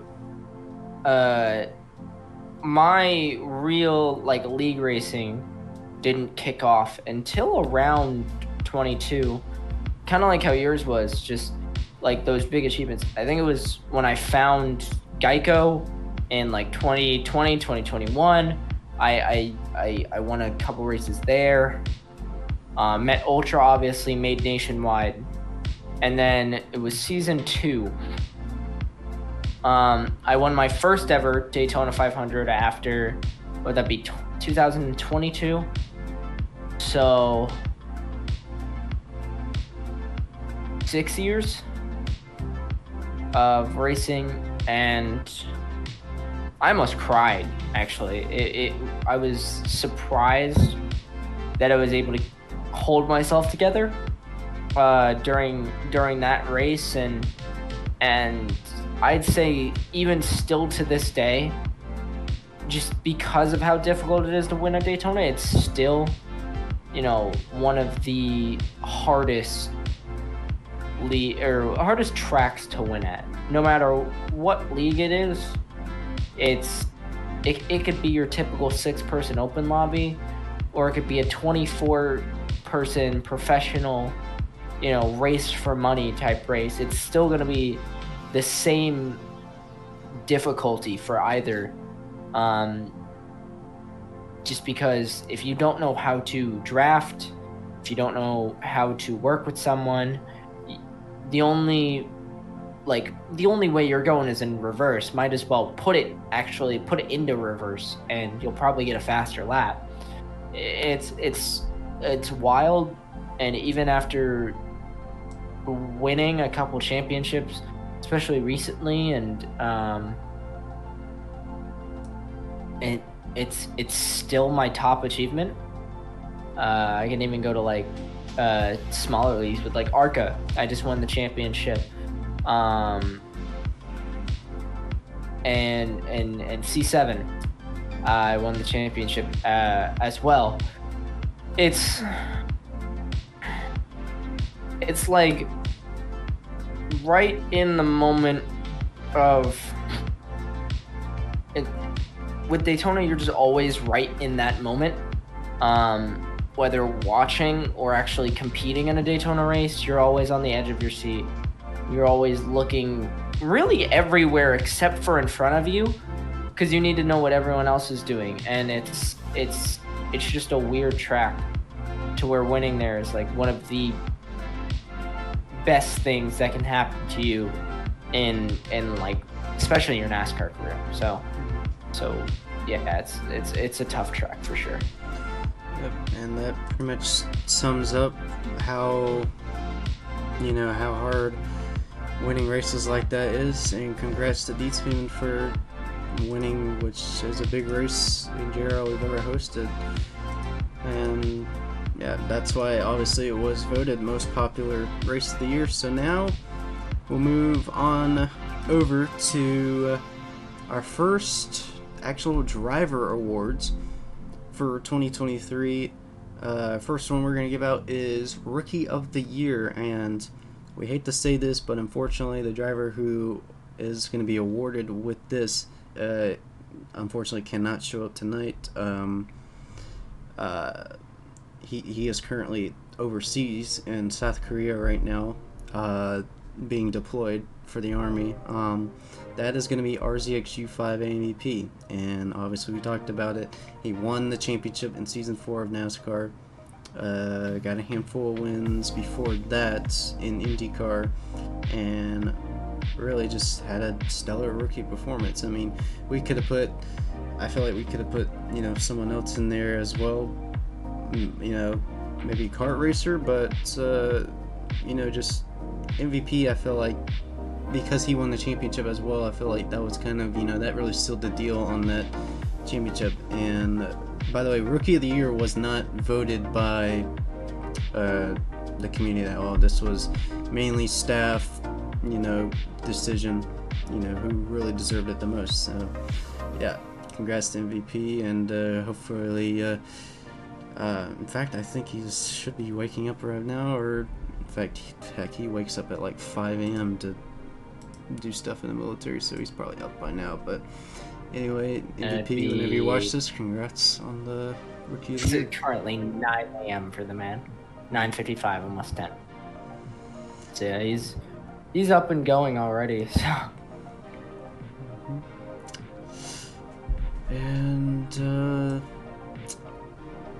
I think that pretty much does it on MVP. If we have our next guy available, I hope he's available. I literally texted him a few minutes ago. which is Which next award would be most spirited driver of 2023, and this was kind of a side award. Let me message the man now, because the man I believe the winner, he said, "Are you able to text me on Xbox instead of Discord? I'll join on my Xbox." So I'm gonna message him now.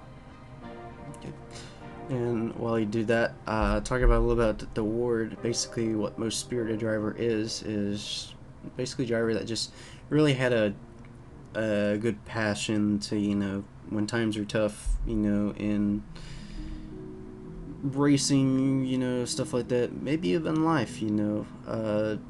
He always found a way to, you know, just keep going, attend more races, and, you know, just kind of improve after that. You know, and that's who we felt like deserved this award. And yeah, and if he's ready, we can bring him in here now.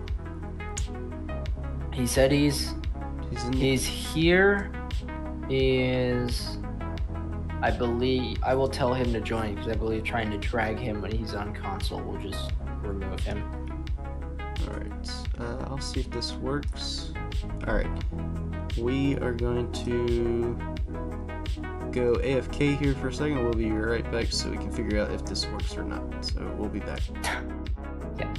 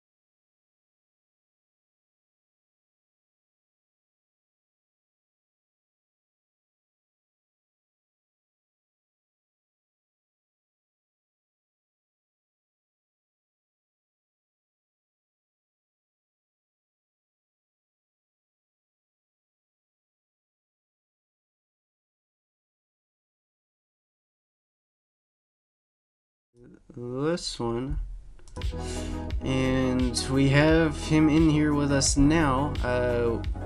I wish we could show me and Nick's faces, but this was kind of like something we were trying to figure out just last minute, and it didn't work. So if anyone recognizes this car, the GameStop number 26 car, you should know who this is. This is King Cameron. He attended his first race in literally what we just showed a few minutes ago, the JRL 500, Daytona 500. And for this award, he's going to be accepting the first driver, or the second driver award, which is most spirited driver. Obviously, I went in the description of that in the stream. So Yeah. Cameron, I mean, maybe not a huge award for you, but I know you in particular, you know, I don't know if, you know, obviously I don't know you, I don't know if I can be in your shoes, but you kind of treated, you know, online racing as like a way of life, and you were just kind of like, you know, I feel like I'm getting better and better and better after attending these races. Like, oh man, I just wrecked, you know, all this and that, and then you find a way to keep going, and you just never really give up. And I feel like, you know, the more you continue in JRL, the more you're gonna succeed, and the more you're gonna have, you know, moments where it's like, oh my god, did I just pull this off in front of everybody? And, you know, I mean, how are you feeling, you know, after, you know, what seemed like a very short 2023, not in JRL, but 2023 in general? You know, this year has been one of the most just insane years of my entire life. And I think that just having racing kind of like interconnected with it, it was wild. I mean, coming through the second half of the year, I definitely have started to put on a huge show in front of some huge crowds. And it's just, I've been pushing every single day for the entire year without stopping for anything. And it's definitely begun to pay off more than ever. And you talk about, after every race, when times get tough, you find a way to keep going, and then, you don't stop the grind. And that's why I can, encourage my guys over on my team. Yeah, this sucks. Obviously, you're getting beat every week in these top leagues, but that's how you get faster. You have to learn how to get beat and improve on that. And I feel like that's what you're kind of doing by yourself, Cam. And that's what we feel like a very spirited, driver, not just in JRL, but in Forza, really. And how are you feeling? Are you feeling any sort of emotion, happiness, sad, or anything like that after accepting this? I feel that like this really hits like a more private side of me, stuff that I sort of keep off, just in terms of like having to push through a lot of things inside and outside of racing. And I just think that like this kind of brings to light that, life can be hard sometimes, and it's your choice whether you let that affect you when you're racing or if you leave that out. And luckily, I've been able to leave most of that out. But I think just accepting this award just means a lot more on like the emotional side of things. And it's very nice. Yeah, for sure. I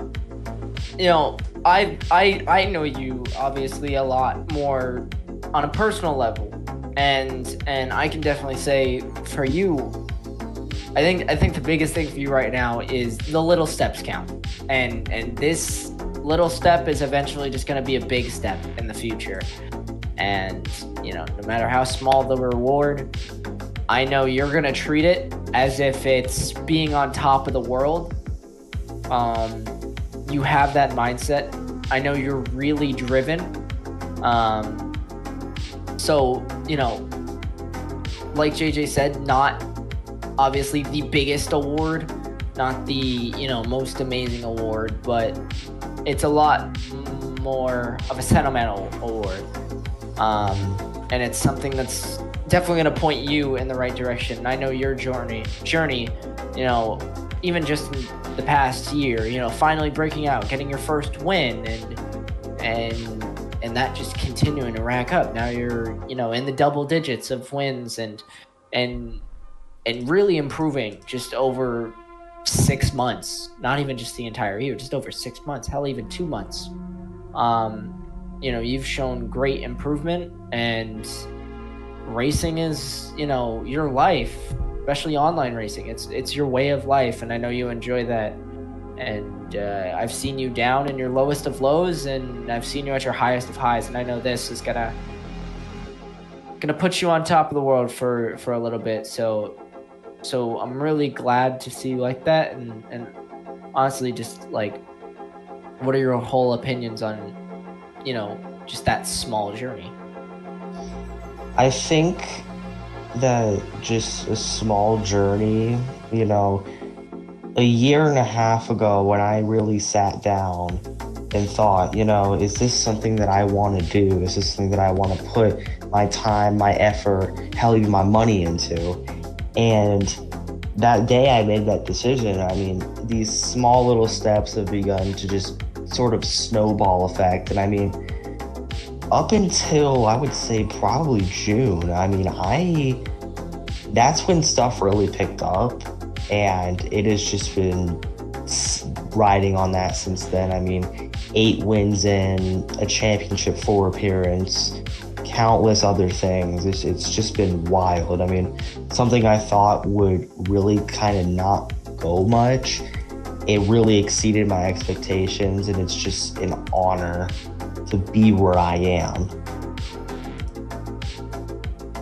Yeah, well, Cameron, really all I have to say to you is there is, unfortunately, I hate to say it to a lot of people, but it's kind of something I like to say to my guys as well. There's 1% of people in the world that get good straight away, like they have everything right there in their hands, handed over to them just instantly. Pack it. I mean, yeah, okay, Ty Gibbs, but Ty Gibbs is part of that 1%, but when it comes to sim racing, that 1% is not you. It's not me, it's not Nick's, it's not even ESV Barcode. You know, Barcode had to start from somewhere, and look where he's at now. You can eventually, you know, become the 1% of the people that have mastered what seems like they give up on constantly. But the more that you keep pushing yourself, that you put all the bad stuff behind you, all the hate, all the sarcasm, the criticism, that all is just going to go away. Like, everyone's going to forget about that as time goes on, and you don't do that as well in the sim racing community. You have to do that in IRL stuff. I mean, I was kind of, you know, down a little bit, you know, after, you know, all this. I mean, I'm telling you, like, I've gotten so much hate and drama For sure. steered towards not only to me in general over on Twitter. I don't know if you have Twitter or not, but to the team in general. I mean, just complete ridiculous. Like, we're gonna race hard, we're gonna race aggressive, and you can either accept that or just leave us alone. I mean, that's what racing is. Racing is not just forming a single line and, you know, you expect clean racing. You know, we're gonna lean on you. There's gonna be contact, and, you know, you may not like it, I might not like it, but that's racing. That's what makes racing good. You know, and that's kind of something you have to apply in real life. You know, you know, if there's people bugging you in real life, you know, you got to put all that behind. You know, and that's why you know, us and JRL, the staff, believe that you deserve this award more than anyone this year. And of course, we'll get this award out at the end of 2024, you know, possibly to someone else. But yep, I mean, man, Cameron, congrats on a 2023 career, and congrats on being the most spirited JRL driver. Yeah, thank you very much, man. Glad to go sleep knowing I'm not Ty Gibbs. Yep. Anyways, we'll see you, Cameron. All right, see y'all. Thank you. Yep. Keep showing us what you can do. All right. You have a nice night. Yeah, you too.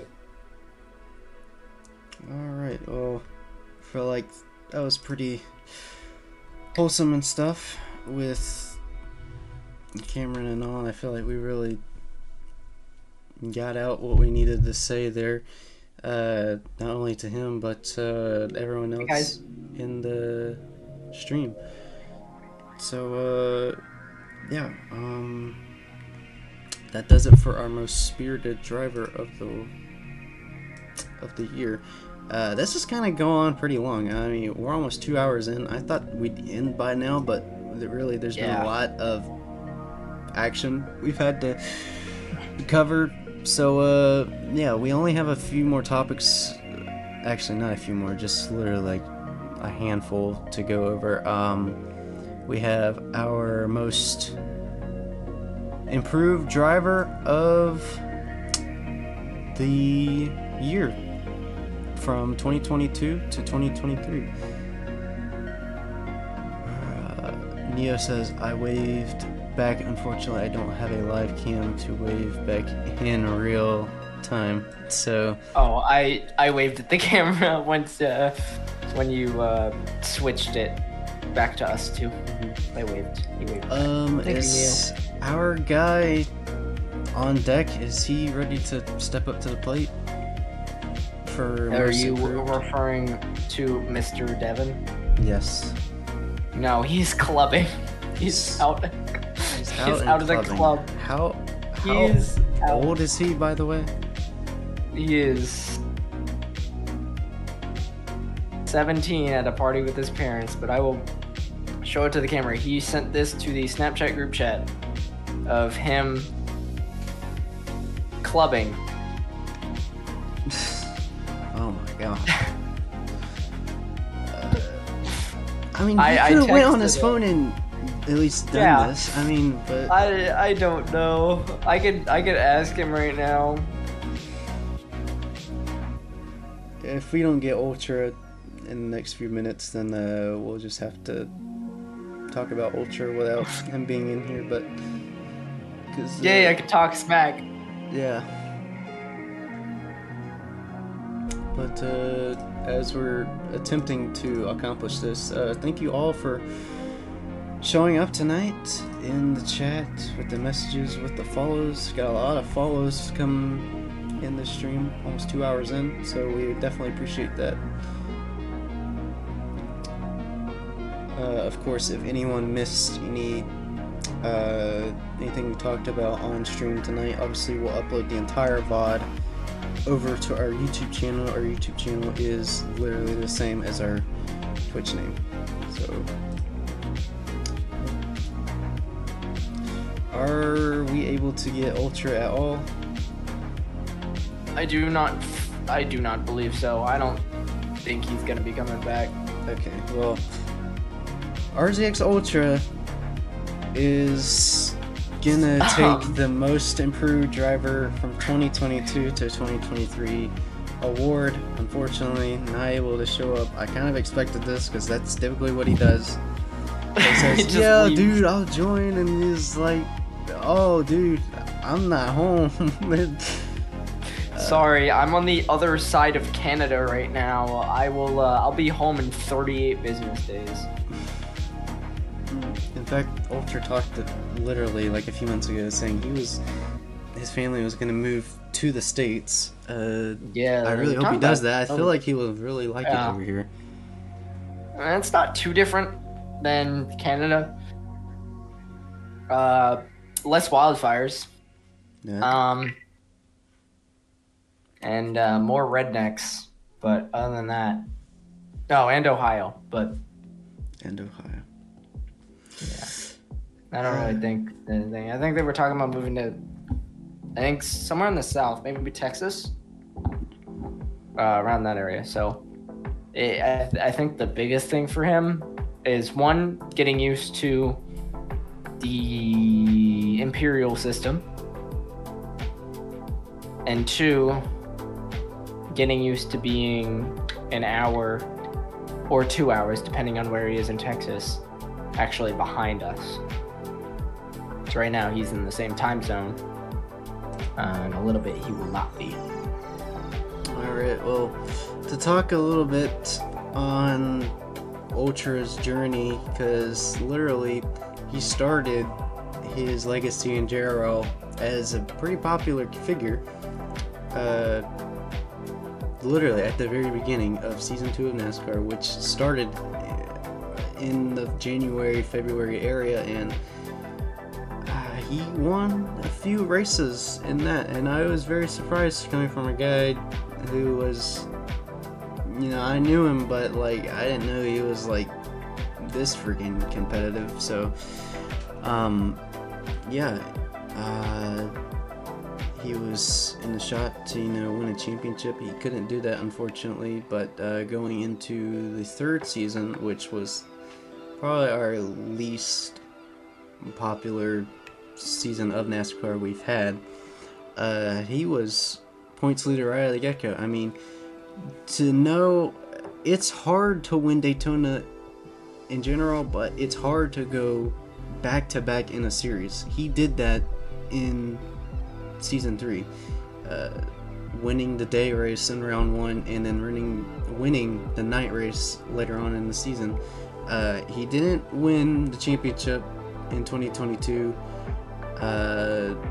unfortunately, but you guys might seem like, well, maybe he should have been driver of the year for 2022, but the reason we're putting him as this award is Ultra, I mean, outside of JRL and then him taking it in to JRL, I mean, the pace and the competitiveness wasn't really there. I mean, there were times where, when I'm battling Ultra, he doesn't put up a fight. In fact, he doesn't put up much of a fight with anyone, really. I mean, and that's something I feel like Ultra really needed to work on for 2023, and I feel like he has. I mean, I feel like he's kind of got his elbows out there.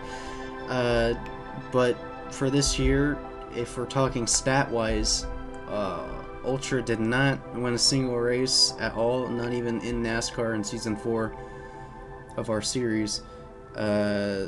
He came close. It was really a no-show.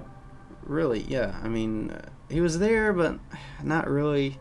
It was kind of a disappointment that he really wasn't in contention to win races. I mean, there were times where, Daytona, he was like a favorite for that because he had pulled off back-to-back the season before. And then at Homestead in the rain, the second to last restart, he got wrecked, and he wasn't a happy camper with that. But still, I mean, his pace and the way he drives has gotten up from 2022 to 2023. Yeah, you talk about all those wins and top 5s, top 10s he had the previous year, but we never really talk about how much aggressive, competitive does he have to offer to everyone. I mean, some of those wins, I hate to say it, but we're kind of just handed over to him in a way. I remember one race in Season 2, we were at Sonoma in the playoffs on a last restart. It was me, him, and Halo. I had screwed up the second to last corner at Sonoma and went off hitting the wall into the grass. Everyone knows how hard that corner is when you're battling with someone. Oh, turn 10. Yeah. He ended up going to the hairpin and ended up winning the race, and I was kind of frustrated with that because I feel like I should have had that one because I feel like I was in the lead the whole race, and I was in the lead the whole race, and for sure with Ultra, he's a really good driver. He's got the pace. And if there's one thing you can always rely on him for, it's consistency. There's really never a moment where one week he's running top 5 and the next week he's running outside the top 10 or very bottom top 10, barely able to scrape in. He's constantly there. But it seems like his one, I guess you could say like a toxic trait, is just the way he would back into wins and the overall fight he would refuse to put up, especially early on. And playing it safe is completely fine, but it seems like sometimes if he just felt even a slight tad bit of just discomfort, he'd back out of anything, and just sometimes it would cost him and sometimes it would benefit him. There's been numerous counts, I could say, in Nationwide, in MEA, in JRL, in FSRX, even all the way back to me and his early days in Geico. He's definitely backed into a lot of wins, and the first one that comes to my mind is the season, I think it was this year's Daytona 500. I mean, he was up front with us all race, but he was never the dominating car. me and him ended up getting together, and I spun, and later on he gets into another driver and just spins him, and kind of just walks away with the win. Not really much anyone else can kind of do at Daytona, and like you said, he was the first. Was he the first guy to win, back to back at Daytona in JRL? Yeah, so he's really good at super speedways, and like that's one of his best things, but it can also come back to haunt him, because when he's in an uncomfortable situation, unlike Daytona where you kind of get used to that because you're constantly in an uncomfortable situation. At some tracks, it can just come to bite him back, and it's difficult. So, but overall, I mean, great driver. Yep, and shout out to the club that is hosting Ultra right now. I'm not surprised that he's not here, but we love Ultra anyway. So we'll move on for that, and congrats to Ultra for winning our third to last driver awards. So just a few more here to go. In fact, 2 more driver awards here to go, and that is literally our most important too. We've saved them towards the very end here, just past the 2-hour mark. Next one we're gonna do is most popular driver of the year, and honestly I thought this was gonna be one lopsided from the people we put on this list. And the way that the criteria was, you had to win at least 2 races in any series we hosted this year, and just be an active driver in some of our series. Obviously you don't want to make every race, but at least you're there. And of course I could have said, well, this guy's the most popular, everyone talks about him, but it's mainly what the community decides, and that's what we ended up going with. So what was a very close battle, which I'm surprised it was one guy versus another guy. I didn't think it was going to be these two duking it out until Tuesday when we closed off the poll. Was our most popular driver award's gonna go to, he's right next to me, RZX Nix is gonna win the most popular driver by, I'm pretty sure it was by 2 votes, and believe it or not, it was Camo you were battling with. Really? Yes.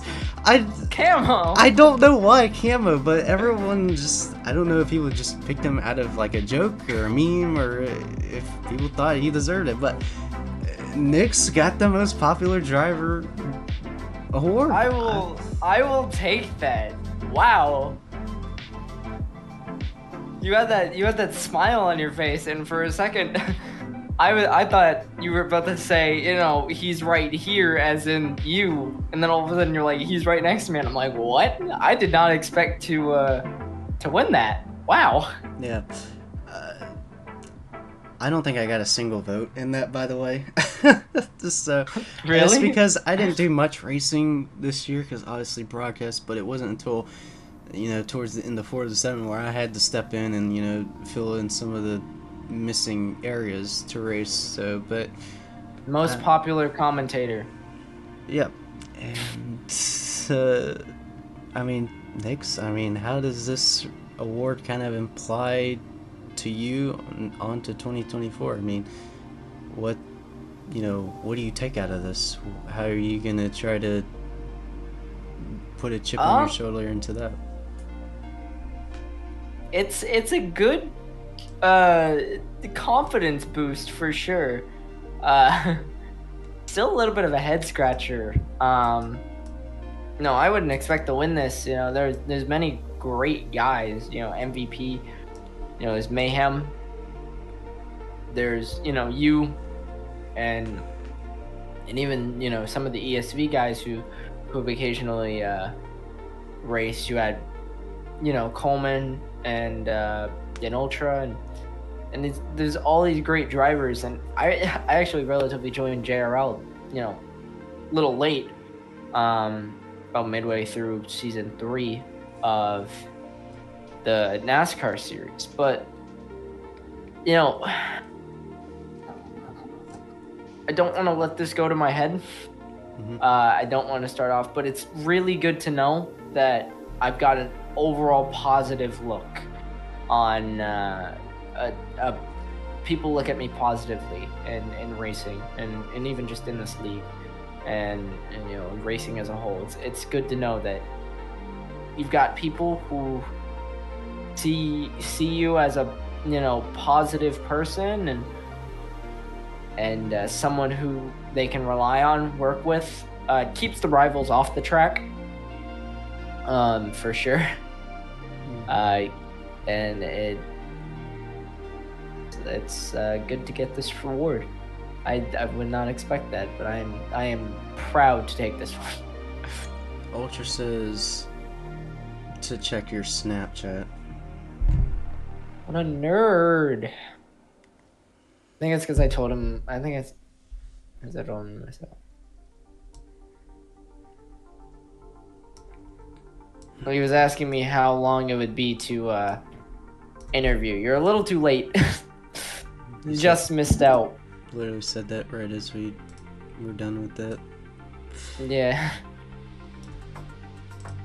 Just missed out, but I should stay in the stream though. It'd be fun to keep you here.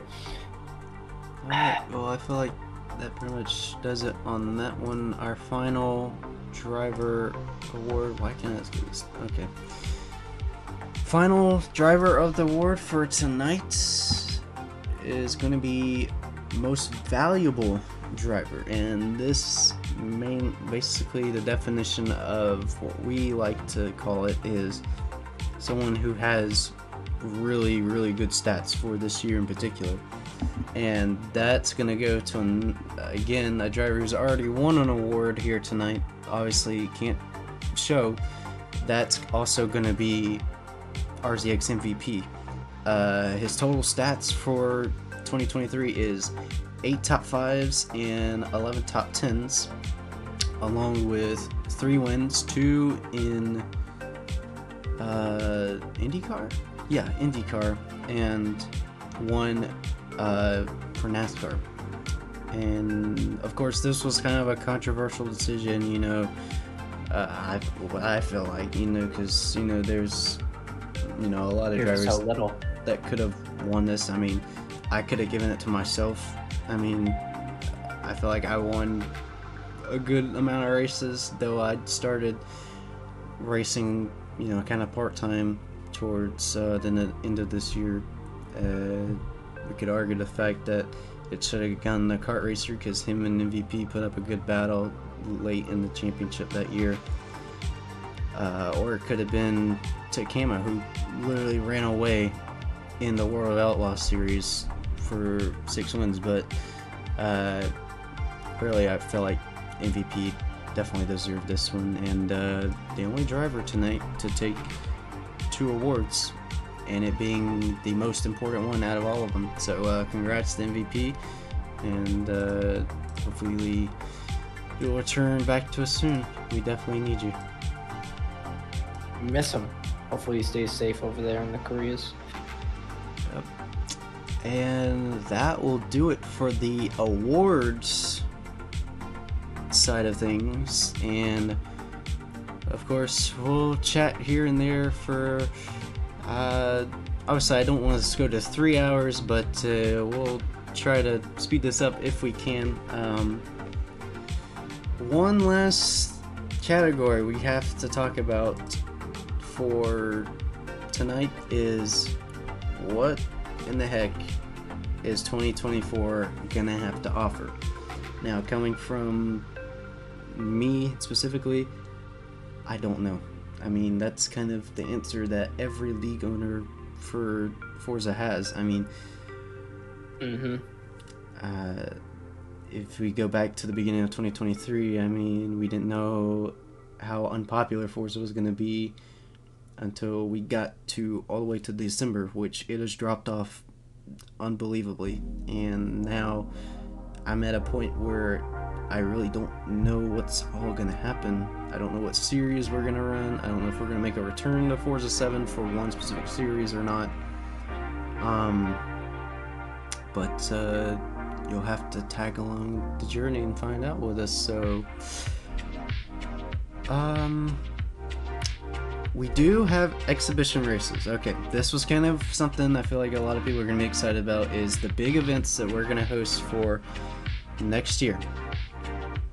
I talked about it with a few guys, you know, how do we feel like we can draw in more people about this? You know, the number one answer I've got is just stick with what you have. And if you stick with what you have, it'll be alright.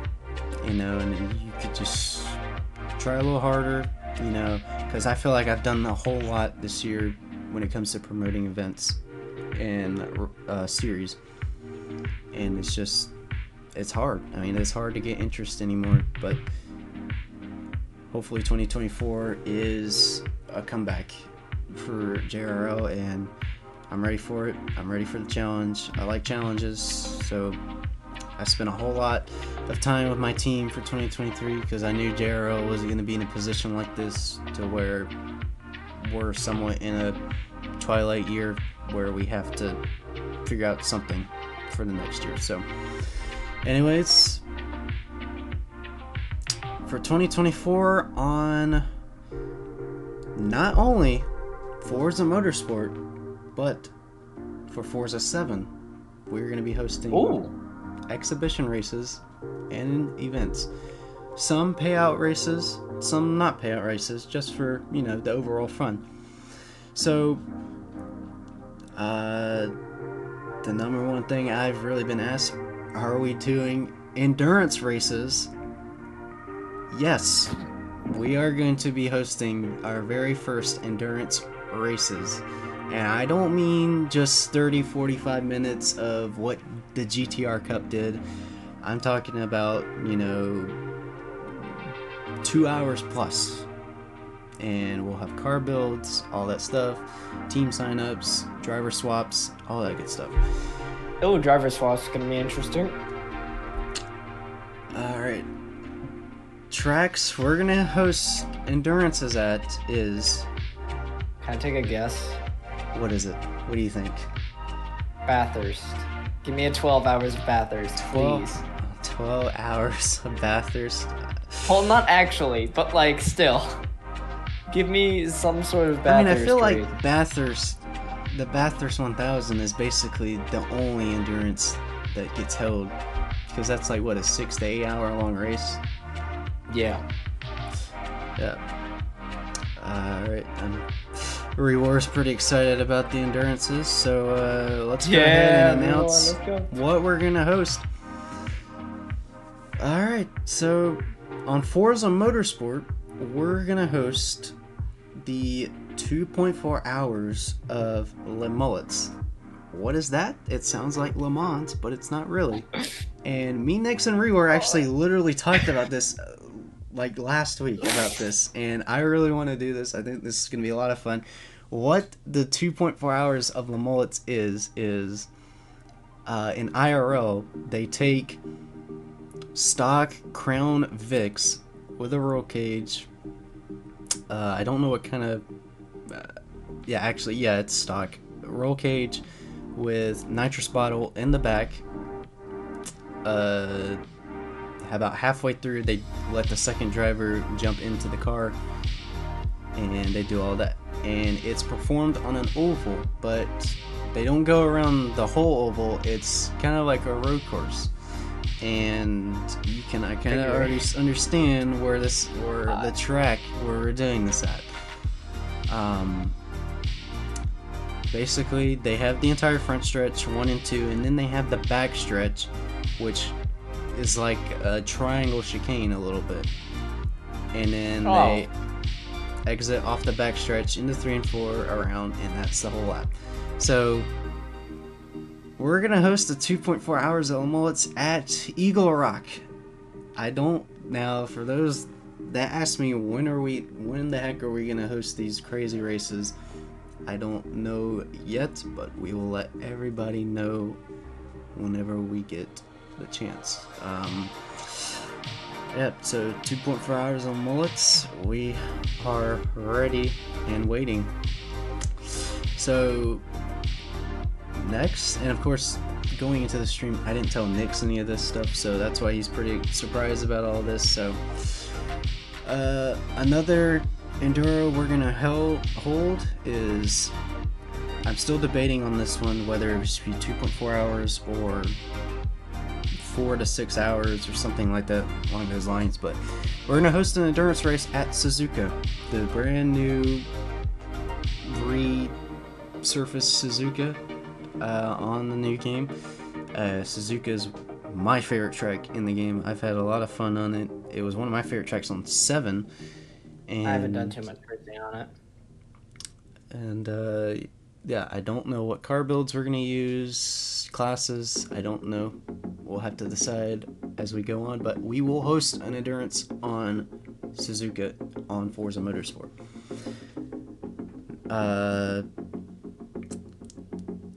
For a third one, and of course, this isn't all we're gonna do. Obviously, we'll announce more stuff at the start of 2024 or midway to 2024. If we do anything other than these 3 on the new game. For the final one that I really have to announce is, I feel like this is really going to be a big one. We're going to host a 6 hours of Le Mans retro style with old cars that have been in the world famous Le Mans 24 hours. Mazda 787B. Yep, Mazda 787B is going to be there. The Mercedes C9. We might throw in the Jag XJR9 in there, possibly. But yeah, that's really going to be a big one. Day to night to day transition for 6 hours. Doesn't the new Forza have a small blowover issue with the new Mercedes, kind of like how it was in real life, where it genuinely likes to take off? I don't know. Am I thinking of 7? The 7 it like to take off, or at least bounce a lot. The C9 is more top speed. I don't know about this game because I haven't done much testing with those. I know the 787B in the last game was pretty fast, depending on what build you put on it, because it was mainly used as an Excel cart, but obviously you can crank that thing and give it some speed. But yep, but obviously we'll have to go into testing, and for those that would like to test with us, you're more than welcome to at any time of the week for next year. But yep. And now going into exhibition races. We're talking just one-off races, not endurance races for 2024. We're going to make a return to Daytona on Forza 7 for the Daytona 500, the second running of that we've ever done. Seeing how much excitement it was throughout all 200 laps. And we had to do it again. I mean, it almost seems like a ritual, I guess, that you have to do every year. So yeah, Daytona 500, second running. Really looking forward to that. On Forza 7, by the way, if the lobbies are still working by the time we do that. For the last one I have to announce is going to be a new tradition we're going to start. It's America's greatest race ever. I mean, it is. Obviously, the Daytona 500 is the Great American Race, but I mean, over the years, I mean, this has been going on 100 years plus, and you can already know where I'm about to go with this. We're going to host Hot dog eating contest. hot dog eating contest, he says. Nope. We're going to do our first ever running on Forza 7 for the Indy 500.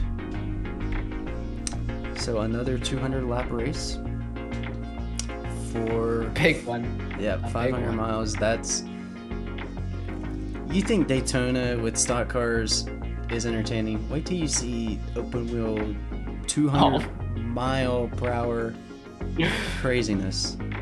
It is Around a it is a square. spectacle. Yeah. So Indy 500 is coming to 2024. I don't know if they'll ever add IndyCar into the new game. I doubt it. I was just about to say, if they add Indy cars or at least Delara chassis to the new game now that IndyCar has no game license, would you switch that event over to the new game? Or would you keep it on full?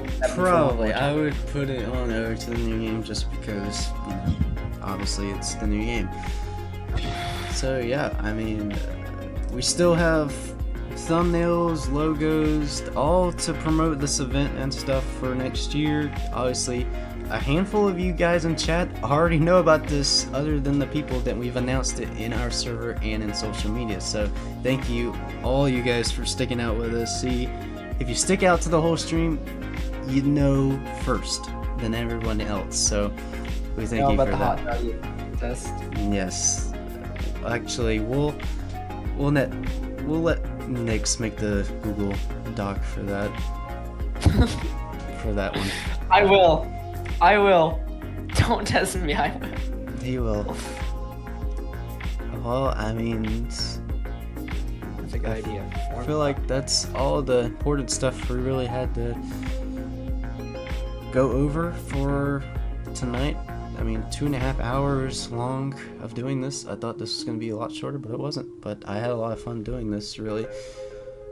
And Nix, I really appreciate you coming along with me to do this with me. I mean, I really appreciate this. This was pretty fun. Hopefully we can do this at the end of next year. For sure. Glad I could. Glad I could do this. Glad? I guess so. Glad I could do this. No, I had fun. It's fun. It was interesting learning this stuff with the audience. I got told nothing. I really got told nothing before this. I got told the timeline, and that's it. Yeah, I mean, Honestly, I'm not someone that, you know, talks a whole lot, you know, about stuff like this that's kind of big, you know, go really into detail. I just, like, here we're going to do this, this, and this, and then I expect you to be here on this time, which we were originally going to start at 9, but we didn't. I got a little carried away with Europa and Vanquish in the party. But yeah, I'm glad it was the stream that it was, and I mean, to get kind of like on an emotional level, I won't cry on camera, obviously, but we're coming up to 3 years now in JRL, not the end of this year, but in February of next year. 3 years, it's a pretty long time. I didn't think it would take off like this, that it did.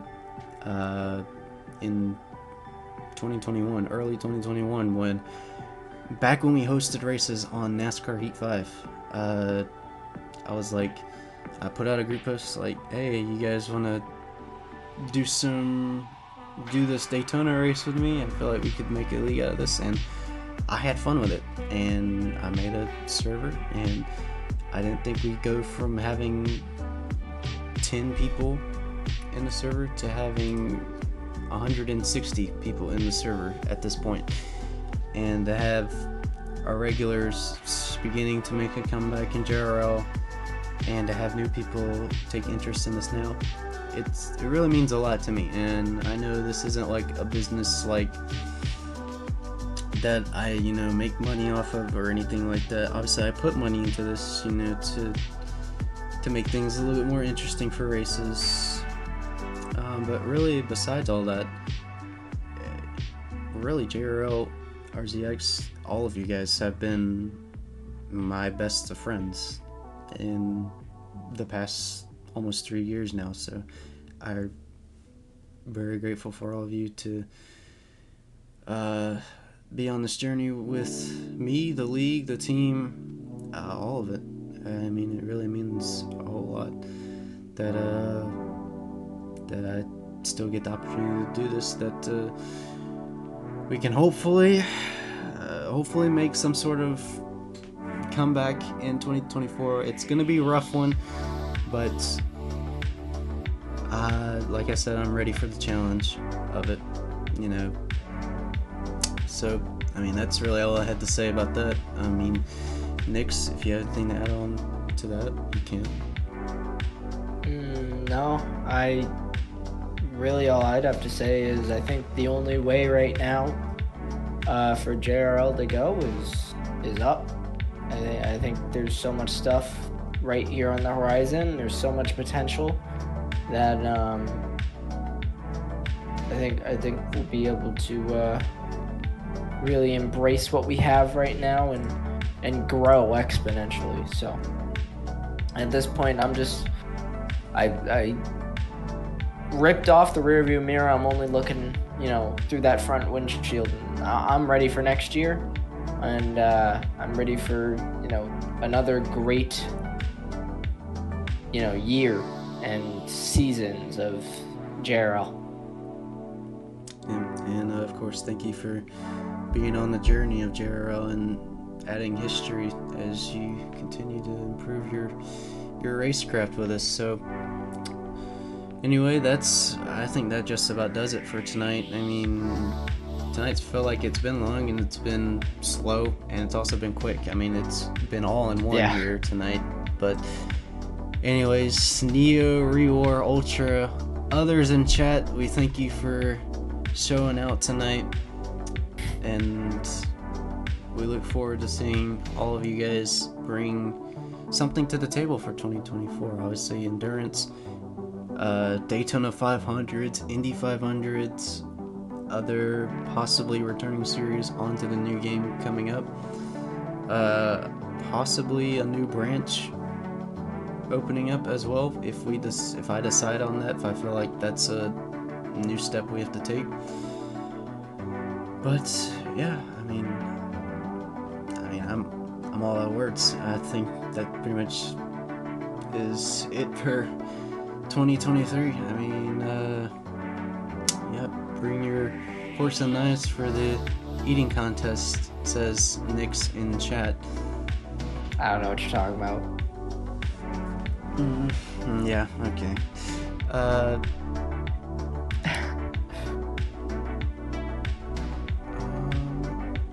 What is this? Okay, get rid of that. Alright, so hopefully we can put on more eye candy streams like that. I mean, I didn't think we'd pull this together at all. I mean, literally hours ago, I didn't know how we were gonna put our cameras together on the screen. On the screen, because I haven't done Discord VCs a whole lot in my lifetime, but we were able to make it happen, and definitely had fun with this tonight. We had a good laugh with a lot of things. Saw the 20-minute highlight video of our most popular race. A lot of awards to give out. We had Cameron jump in for a little bit with us midway through. Yeah, I mean, I'm done. I'm ready to end this. I don't know about you, Nix, but again, I'm tired, pumped but tired. Yeah, pumped up, but I'm also tired as well. Anyway, for a long last time, thank you all again. I don't know how much I have to express it to show you guys in chat. Active members in JRL, ones that follow us on social media, it really means a whole lot to me, not as to me specifically, but as the brand itself. You guys are the lifeblood that keeps JRL keep going, and I'm grateful for that. So for that, my name's been RZX JJ Reds.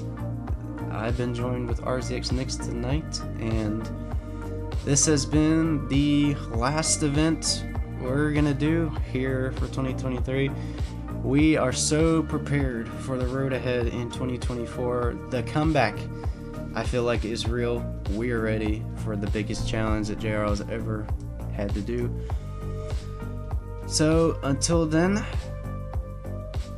I've been the voice of JRL. I've been joined with Knicks tonight, with me as well.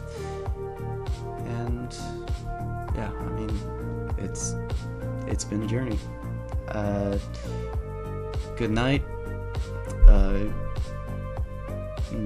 Happy holidays to everyone as well. Happy New Year's to everyone in 2024. And we are ready and waiting. Until then, this has been myself, RZX JJ Reds, and RZX Knicks. We are signing out for the last time in 2023. So long, everyone, and good night.